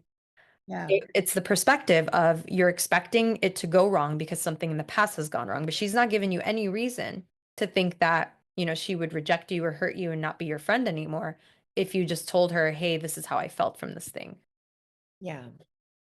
Sometimes I feel like, you know, I like for example in that scenario, and it's happened in different instances with different friends and my mom, even my sisters, um, that maybe I'm too sensitive sometimes. Sometimes I feel that way. And so that's why I eat my words. Has anyone ever told you that you're too sensitive? Yes, yeah, when I was younger, yeah. Okay, so because you were told that you were too sensitive when you were younger, so now you have programmed in your brain that it's wrong and bad and dangerous to be too sensitive. I will not be liked, I'll be abandoned, I'll be rejected if I'm too sensitive. So I need to eat my words and not show that I'm sensitive. So we get to flip that perspective and shift it to, hey, being sensitive is actually a superpower. Being sensitive is such a beautiful gift. Being sensitive is not too much or too sensitive or too whatever. It is actually perfect. And it's an invitation for other people to be as vulnerable and as sensitive as you. You came with this beautiful gift of sensitivity. It's nothing to be ashamed of, and it's nothing to be hiding from the world. If anything, you need to shine a light on it and allow it to be the medicine that it is. So carrying that story from childhood of being told you're too sensitive is now bleeding into how you're showing up as an adult, and it very easily could be blocking you from so many blessings, blocking you from deeper connection as an adult because your yourself as a child got scared and created a meaning that, oh my God, if I'm too sensitive, I'll be rejected, in survival. Like you're in that survival mode as a child. Like I need to do anything and everything to survive. And it created that story of like, I can't be too sensitive. So now flipping that perspective, what does it mean to be too sensitive? If you showed up right now as too sensitive, what would that look like? Like, for example, just feeling a type of way, like if somebody says something or does something that hurts my feelings, for, lack Yeah. of a better way to say it. Yeah. Okay. So if your feelings are hurt, you're too sensitive. I think that's a story I made up. Yeah. Let's dismantle that right away. It's, hey, this thing that happened, I don't care how big or small, it's not okay with me. It hurt on some level and I don't like it and I don't want to experience it anymore. I'm expressing it to bring it to your attention so that you could choose to not do that anymore, or I will protect myself from this and you and I will walk away. So me expressing my truth, me expressing every single thing that doesn't feel good, I'm then creating a boundary. I'm creating an environment that is honoring myself, my vessel, my soul, my being. And if I'm too sensitive because I'm expressing to you something that you did that hurts me, then maybe you shouldn't be in my environment at all, because I'm going to speak my truth. I'm going to communicate when something doesn't feel good. I'm going to share all of me, and I'm going to respond to how you are showing up in my environment to let you know, hey, this is okay with me. This is not. Hey, this hurt. Hey, I don't like this. Hey, if I'm too sensitive because I'm expressing everything instead of biting my tongue and allowing you to hurt me and walk all over me, like, and this is the thing, when someone tells you you're too sensitive, it's because they are not comfortable with expressing their truth. They bite their tongue all the time. They don't share what hurts them. So they just want you to swallow it and sit down and shut up like they do and take it like a man or whatever the hell. But no, and as a woman in her feminine, you are a vessel. Your womb is a hollow organ. It receives and absorbs everything. And so all the emotions, all the pain, all the trauma, all the stories are just sitting in there, vibrating, creating feelings, creating behaviors, creating reactions, creating all sorts of things. You're attracting from this space. So I don't want to store things in there. When someone hurts me or says something that hurts me, even if it's a comment on a post, with this woman, for example, today said, I commented on someone's post about mammograms and how the radiation or whatever from receiving it in your breast directly, every time you go and get a mammogram, it's adding more and adding more and adding more. So then when you go one day, it's like, oh, you got cancer now. Yay. Like, it's creating the cancer. It's creating the disharmony in there because it's literally pumping the radiation in there to check for it, but it's creating it. So this woman comments back to me, and I wasn't attacking anyone. I just simply said, oh my God, this is so true, because it was about a colonoscopy and how that essentially is just to make money and to cause more issues. And there's so many things that are sketchy about it and whatever, and how it was developed and all the things. So I was just like, oh wow, this reminds me of a mammogram. And this woman comments, she's like, she's gray hair, clearly older. Her bio says she's a follower of Christ and all these things. And she's like, hey, brilliant one, why don't you this and this, and like really so heavy and dark. And I'm like, my response to her was, wow, I'm really surprised to receive such like hurtful message from someone who claims to be like a follower of Christ or blah blah blah. It's kind of like, especially at your age, and like I said something in a way to make her reflect on herself, that she hurt me and I'm a complete stranger and I didn't say anything to hurt her in any way, shape, or form. So it's just like my invitation to, instead of receive that and internalize it and create some sort of issue, I expressed my truth and I reflected back to her who she was being in that moment. And that's all I do. So if I'm too sensitive and I need to just like brush that off my back, no, I'm going to express that hurt and I'm going to make you reflect on yourself. How does it serve you or them to pretend everything's fine? Wouldn't it create more harmony? Wouldn't it create more understanding? Wouldn't it create more connection to share your truth with them, to let them know, hey, you know what? This actually hurt. I processed it. I'm fine. I'm good. But I just want to let you know that when you said this, it actually really hurt me. And I know you didn't mean to hurt me. I know it would never be your intention to hurt me. So if you preface it like that, if you let them know, hey, I know that you didn't intend to hurt me, but when you said this, I actually felt this. I felt a little hurt. Then they have the opportunity to reflect and go, oh my God, yeah, wow, I'm so sorry. I didn't even realize that. Thanks for letting me know. That's how a conscious person would respond. That's how a healthy communicator would respond. That's how someone who cares would respond. But a toxic, emotionally immature person would react and be defensive and blame you for something you did, which is why they did that to you. And if someone reacts like that, that says a lot. And be happy that you uncovered that and create space between that person until they can figure out their shit and heal that. I'm not too sensitive, and neither are you. You just need to express your truth and to have space held for that. And I think that's part of it. Like a lot of people don't have the capacity, they don't have the tools, that you Yeah. have, A, to express it as well as you do, and B, to receive it, you know. Yeah, you're So right. And that's the magic and the beauty of being in a container with like-minded women that understand, that can hold space, that you can come to and process, literally say whatever just happened in your day, you come and you share it and it gets understood, it gets held, you feel seen, you feel supported, tears will fall, you get angry, whatever it is, it's all welcome and it's all perfect. And you even get reflected back to you how so and so and so and so and so and so felt the same way. And that happened to them too. And then you feel even more understood and even more okay to express your truth. And then you go out into the real world with people that you were afraid to speak your truth to, and then you're just vomiting it. Your confidence is just like through the roof, and then the weight is melting off, and then you're just completely, in the best way ever, a different person and how you show up in the world. So if you feel called, Dara, it would be amazing to have you in our container as well. I can't imagine not seeing you on Zoom every single week. It'd be amazing, and it's like our clubhouse resurrected. Um, so if that's something that you're feeling like, oh, I need this, I want this, like, please let me help you make it happen. I'm one of these coaches that helps in any way possible. Like, for example, I had a client who came to the retreat who's still paying me for it now. I made her payments so small that it's unheard of, just so she could come and have that experience because I knew that her soul was meant to be there. So if there's anything I can do to support you or Suhei or anyone watching this, and you're feeling like, I want to join Redefine Reality Academy starting May 1st. I want to be in that container. I'm only allowing 15 women max because of the intimacy that's necessary for that level of safety.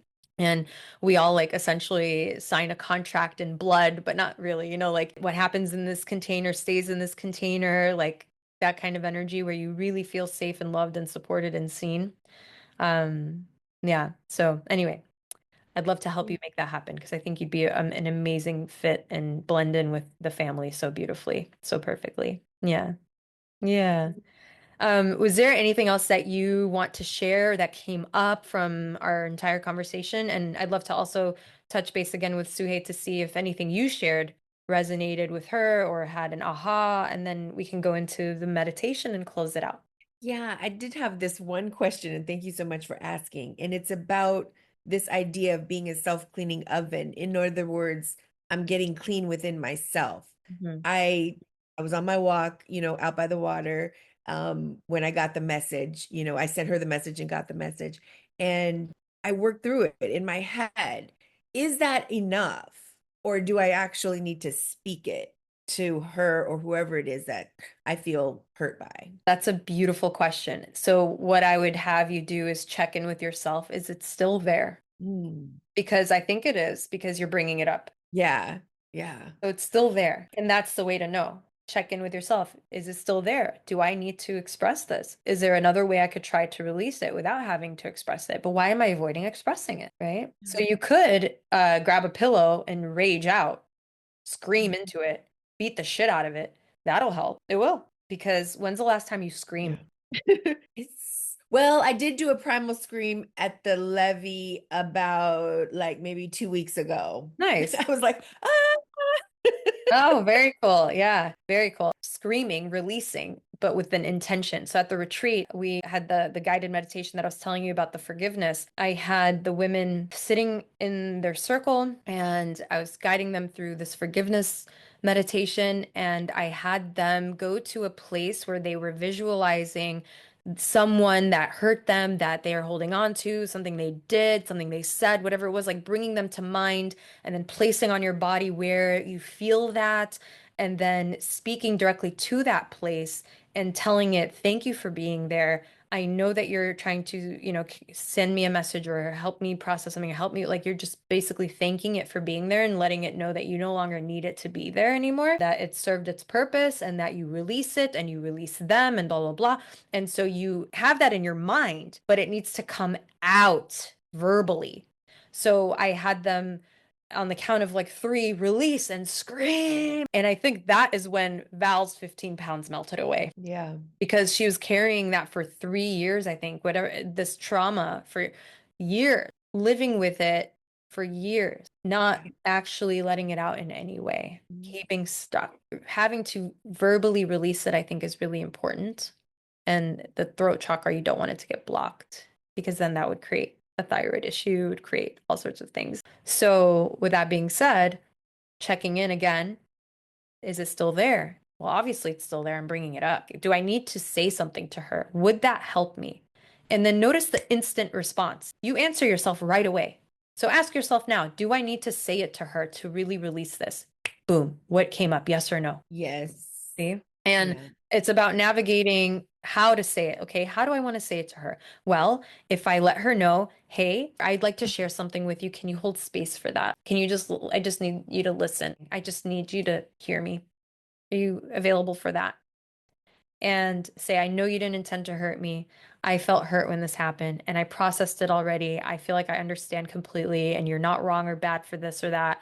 And I just wanted to get it off my heart. And that's it. And then when you do that and you're like, oh, wow, that felt so good. And then she's going to be like responding in a really powerful, healthy way, because she seems like that kind of person. And because she takes care of herself, she had a boundary around like, I'd love to be there for you, but I can't because I have to do this and that and the other to take care of myself and make sure I'm set up for tomorrow. And you, being a good friend that you are, Dara, you understand. But the little girl in you felt hurt. So you could say, the little girl in me, this is how you can show up to her. The little girl in me felt hurt that her friend couldn't be there for her on a big day. Yeah. So remove it from me and I say, the little girl in me, that part of me, that little girl in me felt hurt. But I understand, as the adult me, I understand. But the little girl in me felt hurt because she needed her friend that day. It was a scary day. It was a hard day. It was a big day. That's it. Yeah. See, look at you. That right there. You're feeling it. Your tears. Ooh, that's the little girl in you. She just felt seen. She just felt understood. That's beautiful. Oh, and see, right now, don't even hold that back. You stopped your tears. You stopped the feeling. You stopped that release. You stopped her from showing up because she'd be too sensitive. Yeah. So right now, permission granted, from now and forever, moving forward, allow yourself to feel. Allow yourself to express. Do not hold back. Because look how happy it made me to see you crying. Not because I want you to cry, because it's like, oh, you feel seen. Oh, yes, keep crying, cry more love, cry more love. So beautiful, yes. It's such a gift. Your vulnerability, your tears, your self-expression is a gift. When you take off the mask and you take off the tough girl act and you take off the strong, independent woman and you just allow that little girl inside to just play and to be and to cry and to scream and to be upset for no reason, no justification needed. She can just be hurt. I love that. And separate yourself. Say that it's that part of me. It's not I am this and that. It's this part of me is feeling hurt. Yeah. You're going to cry a lot if you join our group. It's going to be beautiful. Oh my goodness. It's so funny because with regard to the weight, and you were asking, is it still there? Like literally brought me back to even a situation with my sister Mm, that's still that I could probably express. And I feel it around my belly area, there it is. where I carry a lot of the weight. So expressing this to your friend, expressing this to your sister, I'd say that's about 5 pounds, maybe. That will melt away. All right. Yes. Maybe more. I'm being conservative because I mean, Val released something and it was 15 pounds. Grace released her dad and set a boundary at work, and then boom, 20 pounds, 40 pounds total. Val, 30 pounds total. So why not? If they could, why not you? If I could, why not you? See? So your homework is to go and share this, express yourself with your friend and with your sister. I don't know the story with what happened, but again, if you just show up vulnerably and say, "Hey, could you hold space for me? I just need to express something." And you can say, I'm not making you wrong or bad. This part of me was hurt. The little girl in me was hurt, and I just want to get it off my heart if that's okay with you. How could they say no, fuck you, don't ever bring me anything? Like get defensive. I didn't do anything to hurt you. You did this and that, and that's why that happened. Like, no. And if that happens, then you can create a boundary with that person, but don't expect that to happen. You showing up in the energy expecting chaos will create chaos. Mm-hmm. You showing up vulnerably with tears in your eyes, how could anyone, if you showed up vulnerably with tears in your eyes and say, "Hey, there's something I've been carrying for a really long time. Could you hold space for me to share it, please?" Who's going to say no to that? Would your sister say no to that? I don't think so. See? Would your friend say no to that? I don't think so. Yeah. See? And this will make your relationship stronger, more real. Yeah. Was there anything else I can support you with today? Ooh, I think I'm good. Thank you so much. My pleasure. That really hit, right? So perfect. Amazing. Oh, so this is so fulfilling. Thank you. This is what my soul is here to do. Ah, okay, my love. So thank you for that. And I'm going to allow Suhei to share if she has any final words before we go into the meditation and close out. Hi, yes. I resonated with your sharing about being told you're too sensitive because I am a sensitive being and I've been told that I think all my life. You're so sensitive that I would also hide it and not express it. I just find myself lately being too expressive. And like you said, mate, I don't know if I am being too expressive or if I'm just really just sharing my truth. And now people don't like it. Hmm. But I do find myself that I have been a little too overreactive on certain things that or something bothers me and then I just because I know I need to speak my truth, I speak it without really being mindful of my words. So I do appreciate some of the things that you shared for us to use, like, the little girl in me needs to share this or I need to get this off my heart. So I think I do need to take a little step back and be able to still express that, but I'm still it's a learning process for me because even one of my last jobs, like as I was getting fired, the guy told me something and I was trying to say something and he said something like, "Oh, you're too sensitive" or something. He's like, "You're oversharing," and I'm just like, "Okay, I guess that's wrong too." So, Wow. but I was happy not to be there anymore. So, but yes, I mean, I resonated with her in that regards, the being told too sensitive, and so I got some stuff from it. Yeah, Thank that's you. beautiful. No, thank you. And people are mirrors for us. So if he said something to you, he was just mirroring back to you what you think about yourself.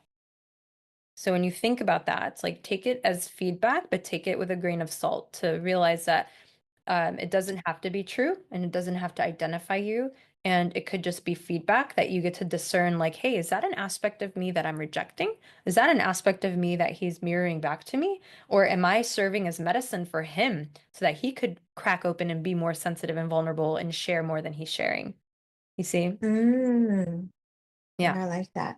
Yeah. Okay, hmm thank And you. you're welcome. My pleasure. And there's something else that you said. I was like at the top of my mind and I didn't want to interrupt you. Oh, a gentle reframe for both of you, for anyone who's watching this. whenever you're saying, I need to do this, I should do that, I know I have to do this, like, be gentle with yourself and shift the I should or I need to I get to. Like, oh, I get to express myself more. I get to have more discernment with who I express myself with more and how vulnerable I get with this person or that person.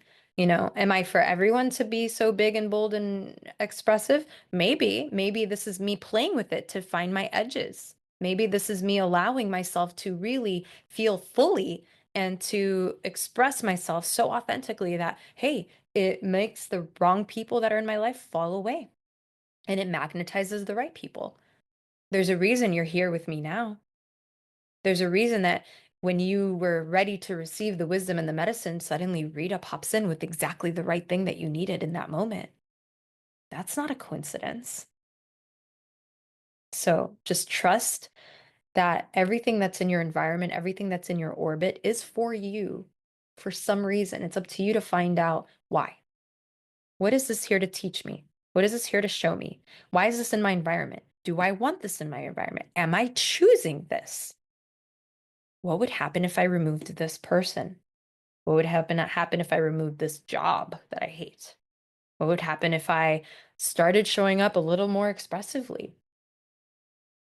And ultimately, you want to do whatever your soul is nudging you to, your heart, not your head. If you live from your heart more than your head, you will be more of a magnet for the things you want and less of a magnet for the things you're afraid of. Because the mind is trying to protect you and keep you safe, and the heart and the soul is trying to nudge you into what seems like danger. But it is your path. It is the magic is on the other side of it. Everything you want is on the other side of it. And you're like, the mind is like, no, don't, that's dangerous. And the heart is like, trust me, I see. You can't see, but I can see. Just let's go. Come on, please. So listen to your heart and your soul more than your mind and watch and expect magic. Because I showed you in a few different parts of this conversation how you're assuming the negative, you're assuming the worst, you're looking for the problem when the magic is just on the other side of you actually doing the thing you're holding yourself back from. So, yeah, awesome. Thank you both for your vulnerability. Thank you for sharing your truth with me, with us. This was so perfect. Please, please, please, as soon as we're off this call, go and love yourself. Take care of yourself. Light an incense stick, light a candle, sit with the journal, and really allow whatever to come through. Cry your eyes out. Maybe write out how you're going to say something to someone, and just trust that what comes through your writing is exactly what's meant to come through. Because a lot of times I communicate with my guides, and my handwriting changes when I'm journaling, when I'm writing, and the wisdom and the answers come through. So do that. Please do that. And then come back and share in the comment, like the group area, either under the video where this will be, or in the community that I have set up, but I don't know if I've granted access yet. So I'll make sure that that's done, an Energetics of Weight Loss community. So I'm thinking maybe I'll change the name of it and turn it into like its own community, or I'll invite you into the Redefined Reality Academy has to stay separate. Okay. And if you want to join our container, please let me know. If you want to work one-on-one with me, let me know. If you want to come to our retreat in Bali, let me know.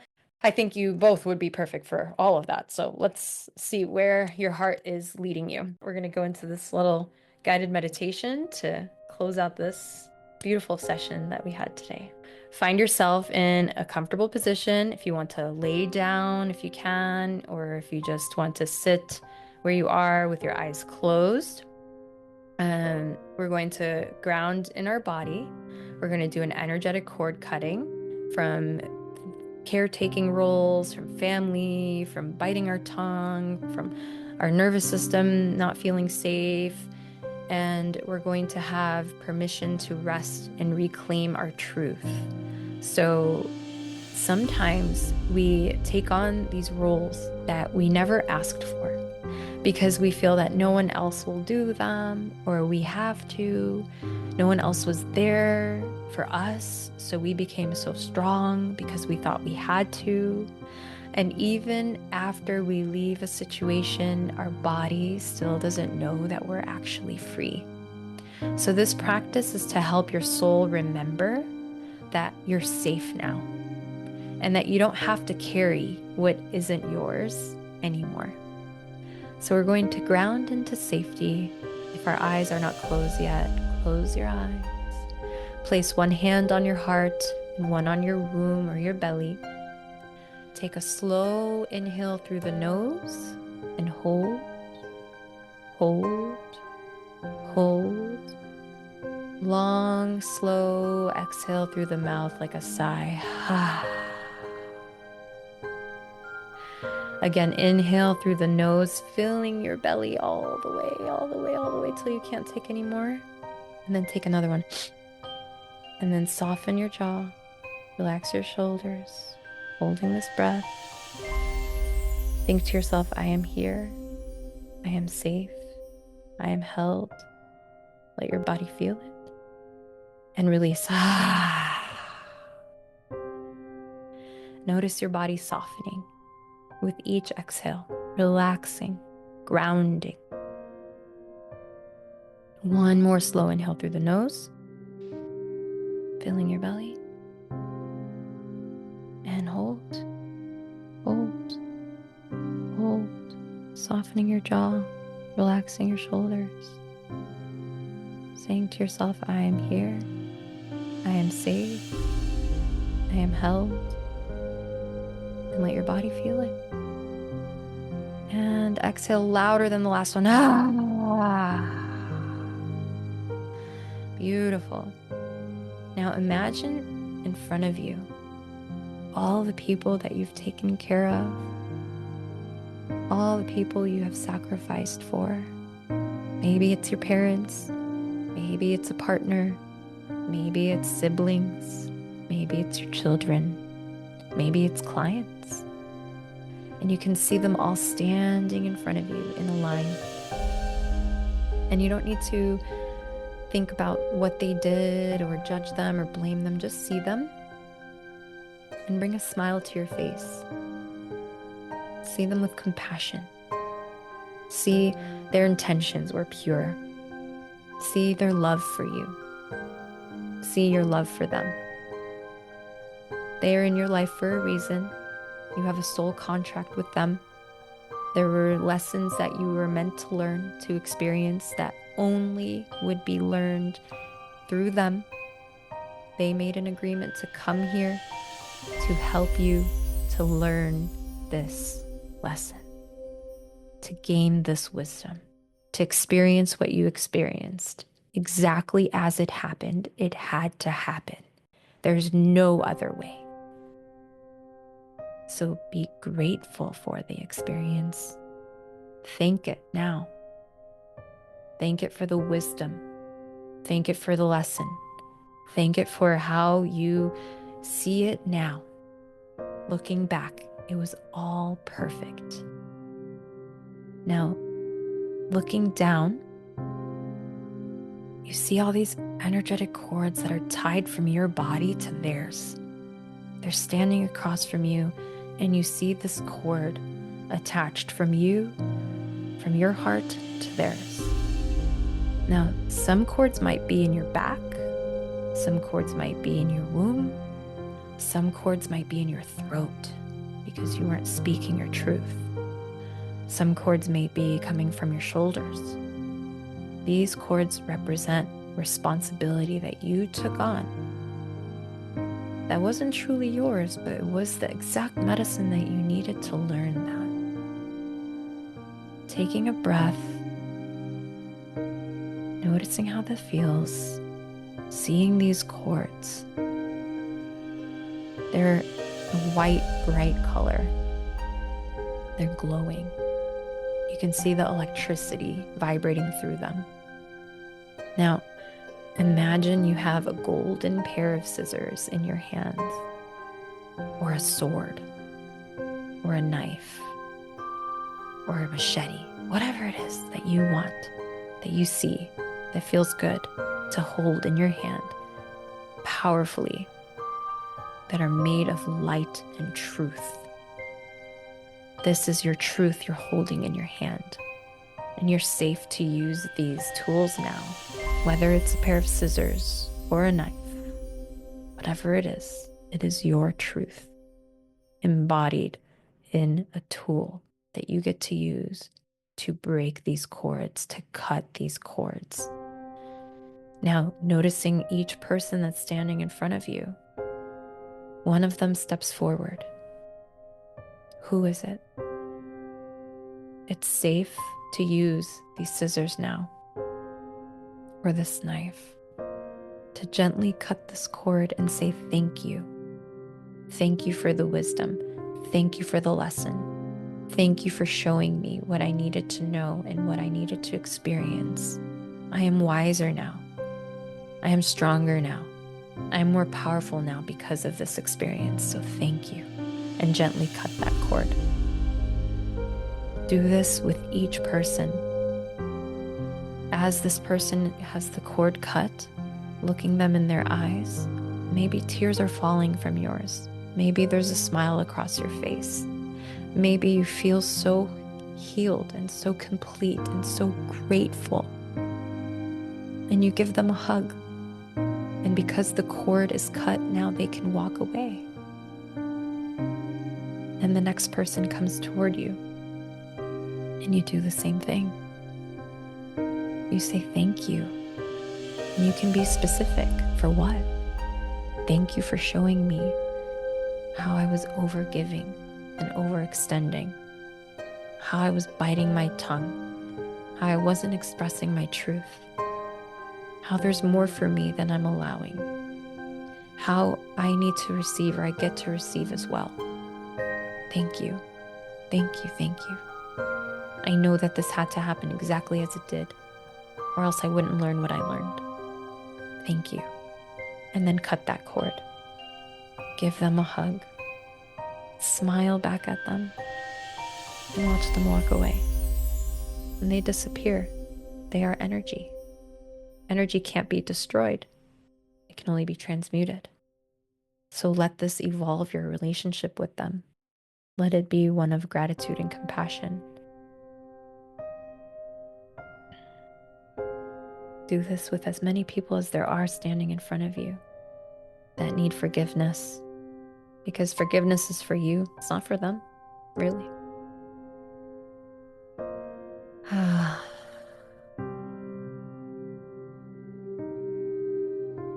If you cut the cords and there are no cords remaining, and you feel complete, take a deep breath in, holding it. Noticing what's happening in your body. Are things tingling? Do you feel lighter? Are there any more cords that just appeared that need to be cut? Taking care of that now. It might be on your back, might be in your womb, might be in your throat, might be in your shoulders. These cords represent the responsibility. These cords represent what wasn't truly yours. If there's nothing left, then nothing is left. Wow. How light that feels. How good that feels. Wow. Look around you and see the light that's shining brightly now, because all that energy that was in those cords is now released and transmuted into love, into safety, into peace, into harmony, into compassion, into inspiration. This is beautiful. Take it in. Absorb this new love, this new truth, because now you're safe. Now you're safe. Keep breathing until you feel a shift. Let it be gentle. Let your body feel what it feels. Saying, I release this. I reclaim my energy. I am free. I am free. Now imagine the light surrounding you is warm and golden, and it's touching your skin, and you're feeling so loved and so warm. It's pouring into every pore, every place where a cord once was. Fill yourself up. Let your body remember that you are enough, that you are allowed to rest, that you're allowed to be loved without earning it, that when you speak your truth, you'll be loved even more. You'll be honored even more. You'll be respected even more. Whisper to yourself now, I do not exist to carry others. I exist to be fully, freely, and divinely me. Breathe that in through your nose and hold. 2, 3, 4. Exhale. Breathing in safety. 1, 2, 3, 4. Exhale, fear. Breathing in unconditional love. Hold. 2, 3, 4. Exhale, anxiety. Now bringing your hands back to your heart and to your womb. Inhaling deeply one more time and exhaling with such a loud sound where everyone can hear you and think something is wrong. At the count of 3, inhale. 1, 2, 3. And yes. This burden is not mine anymore. This burden is not mine anymore. This burden is not mine anymore. I return it to source and I choose peace. I choose peace. I choose harmony. I choose love. I choose truth. I choose truth. I choose truth. And so it is. And so it is. When you feel ready to come back to this space, you can open your eyes. You can wiggle your fingers and toes. Take a deep breath in and exhale, taking your time to come back to the space.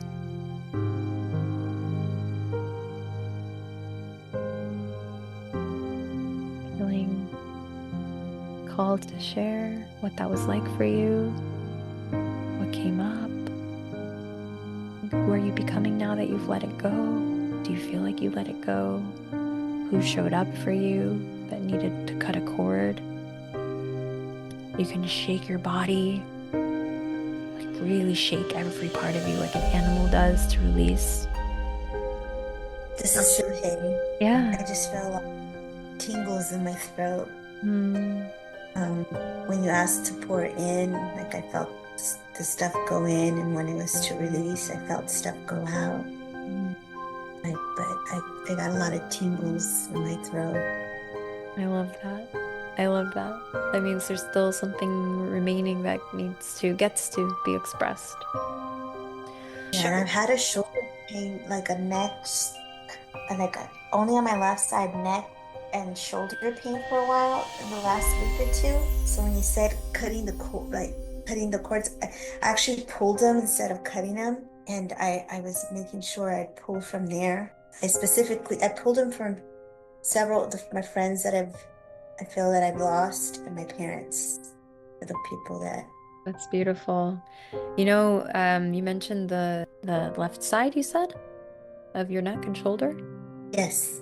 So this is actually a representation of the feminine. The left side is the feminine of receiving. The left side of the body is the divine feminine. It's your emotional body, your inner child, your past, and how well you allow yourself to receive, which is exactly what we've been talking about today with you. This is amazing. Yes, last week or two, I had that. It just came out of nowhere. Felt like, and they'll go away throughout the day, and then in the evening when I lie down and I get up, I'll feel it again. Oh wow, yeah. So just stretch it out. This is beautiful. This is you carrying things that were never yours to carry, like we talked about. Burdens maybe from your mother, your maternal lineage. You're holding other people's pain, their emotions, their survival was your responsibility. and keeping the peace or holding it all together, especially emotionally, was something you were doing, and you felt like you weren't allowed to ask for help or support. You had to do it all yourself, and you're unconsciously rejecting receiving because it felt unsafe, or you might have like we talked about, silencing your truth. Your neck is your voice, your truth, your boundaries. The left side is fear of expressing emotion or pain from the past, the feminine. And you're maybe avoiding confrontation. You're hiding how you really feel to protect other people. You're like the martyr. You feel guilt for resting. You feel guilt for saying no. Maybe you have some anger toward your mom or having to be the mother as a child, especially. You might have some suppressed grief or sadness, some betrayal from the past, or some entanglement energetically with someone else's pain. So it would be really good for you to just have this the dialogue with your inner child, like, what part of me is still carrying this weight, and whose pain is it really? And let her tell you what she needed but didn't get. And then forgive yourself. You could do a cord cutting ritual. I love that you pulled it instead of cut it. Like, whatever felt good for you, I invite that. That's why I said sword, scissor, whatever feels good for you. There's no right or wrong way to do this, truly. And forgive yourself for thinking that you had to hold it off. Forgive yourself for feeling the guilt or the shame. Forgive yourself for holding on to what wasn't yours, and to choose lightness now. And you just have to tell yourself, I don't have to carry it anymore, and I'm safe now. I'm held now. And you can have a community to support you. These friends that you're losing is because you're making room for the friends that can hold you. Yeah. So beautiful. Thank you. Dara, did you have anything you wanted to share? I feel lighter. Mm-hmm. I laid down on the sofa and I just went through the whole visualization with you. I had a cord at my heart, my womb, and my back. Wow. I was cutting all the cords. Amazing. And I had Who showed up for you? Who was standing in that line? yeah, so it was my mom, my dad, my brother, all my sisters, and my daughter. Wow. Okay. And for each one, forgiving, letting go, releasing, that's going to be the work. Cutting cords, it's like you can do it multiple times. It'll still come up um, until it's like fully released. And having conversations with them, the way that we talked about earlier, is going to be so powerful, Dara. You're going to be like one of my top testimonials, saying I lost 40 pounds just from cutting cords after this session with Rita. Like, that would be amazing. I see that for you. Just really truly expressing your truth, seeing that it's safe to do so, and that there's not going to be anything bad that comes from it. There's no way. There's no way. And if you lose people because of you expressing your truth, and they were not meant to be yours in the first place, and they were placed in your field, in your orbit, for you to gain this courage to express your truth, to risk losing them. And at this, actually, what will happen is it'll create more connection, not loss. So that's what you'll get to see. And once you do that and you work that courage muscle, you'll see that it's actually a good thing to do it every time. There's nothing that bad that can come from it, truly. There's no way that your soul is here to suppress its truth. There's no fucking way. There's no way. I will never subscribe to that. There's no way that that's what your soul is here for. To eat your words? No, absolutely not. Nope. Was there anything else you wanted to share about the meditation? I think I'm complete. Beautiful. Amazing. Thank you. And I see Sue said she forgot to ask how to visualize. I find it difficult to visualize. That was the same for me as well. I feel things rather than see them. There's some people that just struggle with that, and you have to find, like me, for example, you have to find your way to connect, and it might be different. Just like how you pulled the cord instead of cut it, there's a way that you get to visualize without seeing, right? Without seeing the picture. Maybe you're feeling it more. Maybe you have to activate your environment in a way that invites the visualization to show up. So for example, if you dim all the lights, if you light candles, if you light incense, so you're stimulating your senses. And maybe you turn on, like I have this like blue light I put on in the shower, music, like create the environment to invite the spirit or invite the vision to come through. if maybe when you close your eyes and you see the red backlight through your eyelids, right? Maybe put on like a heavy beanbag sort of mask or something to weight down the lids, and that will take you into like a deeper place, maybe. Personally, I like to have a little bit of an edible to create like more of a connection. I feel more connected to my soul and I slow down, I drop into my body, and it activates creativity and flow. And then I can see things and it takes me down like a journey. So, or if you microdose or mushroom tea or eat mushrooms, or if you've done ayahuasca, like these different medicines can actually crack you open and activate a new level of connection spiritually. So just don't go into it saying, I can't visualize. I find it so hard. It's so hard because if you keep subscribing to that, then that is going to be your outcome. So go into your next session with the activated mindset of I am opening myself up to visualizing more and more on a deeper level. I'm connecting more spiritually. I'm seeing things more clearly. My visualizations are becoming more potent. Like I can start to see a little bit and actually choose that and watch what happens. Because I used to say, I can't visualize, I can't visualize. And then suddenly it shows up in a way that you think it's supposed to be like, oh, that's not visualization, but maybe it's your version. Maybe you have a completely different way of connecting that is visualizing, but on a different scale, different level. We can't all do things the same. Okay. Yeah. Yeah, okay. Because I to connect, I know with my spirit guides, they connect through to me through what I recognize them to be is like through license plates. I can ask a question and then I'll see it, or sometimes I feel like they're like just grabbing my attention, like just different things where if it's not a question, it's just, silly things that will grab my attention, or audio. Like if I have had a question, it'll come through me to somebody like A today, song you. or a lyric or a Um, person. Yeah. Uh-huh.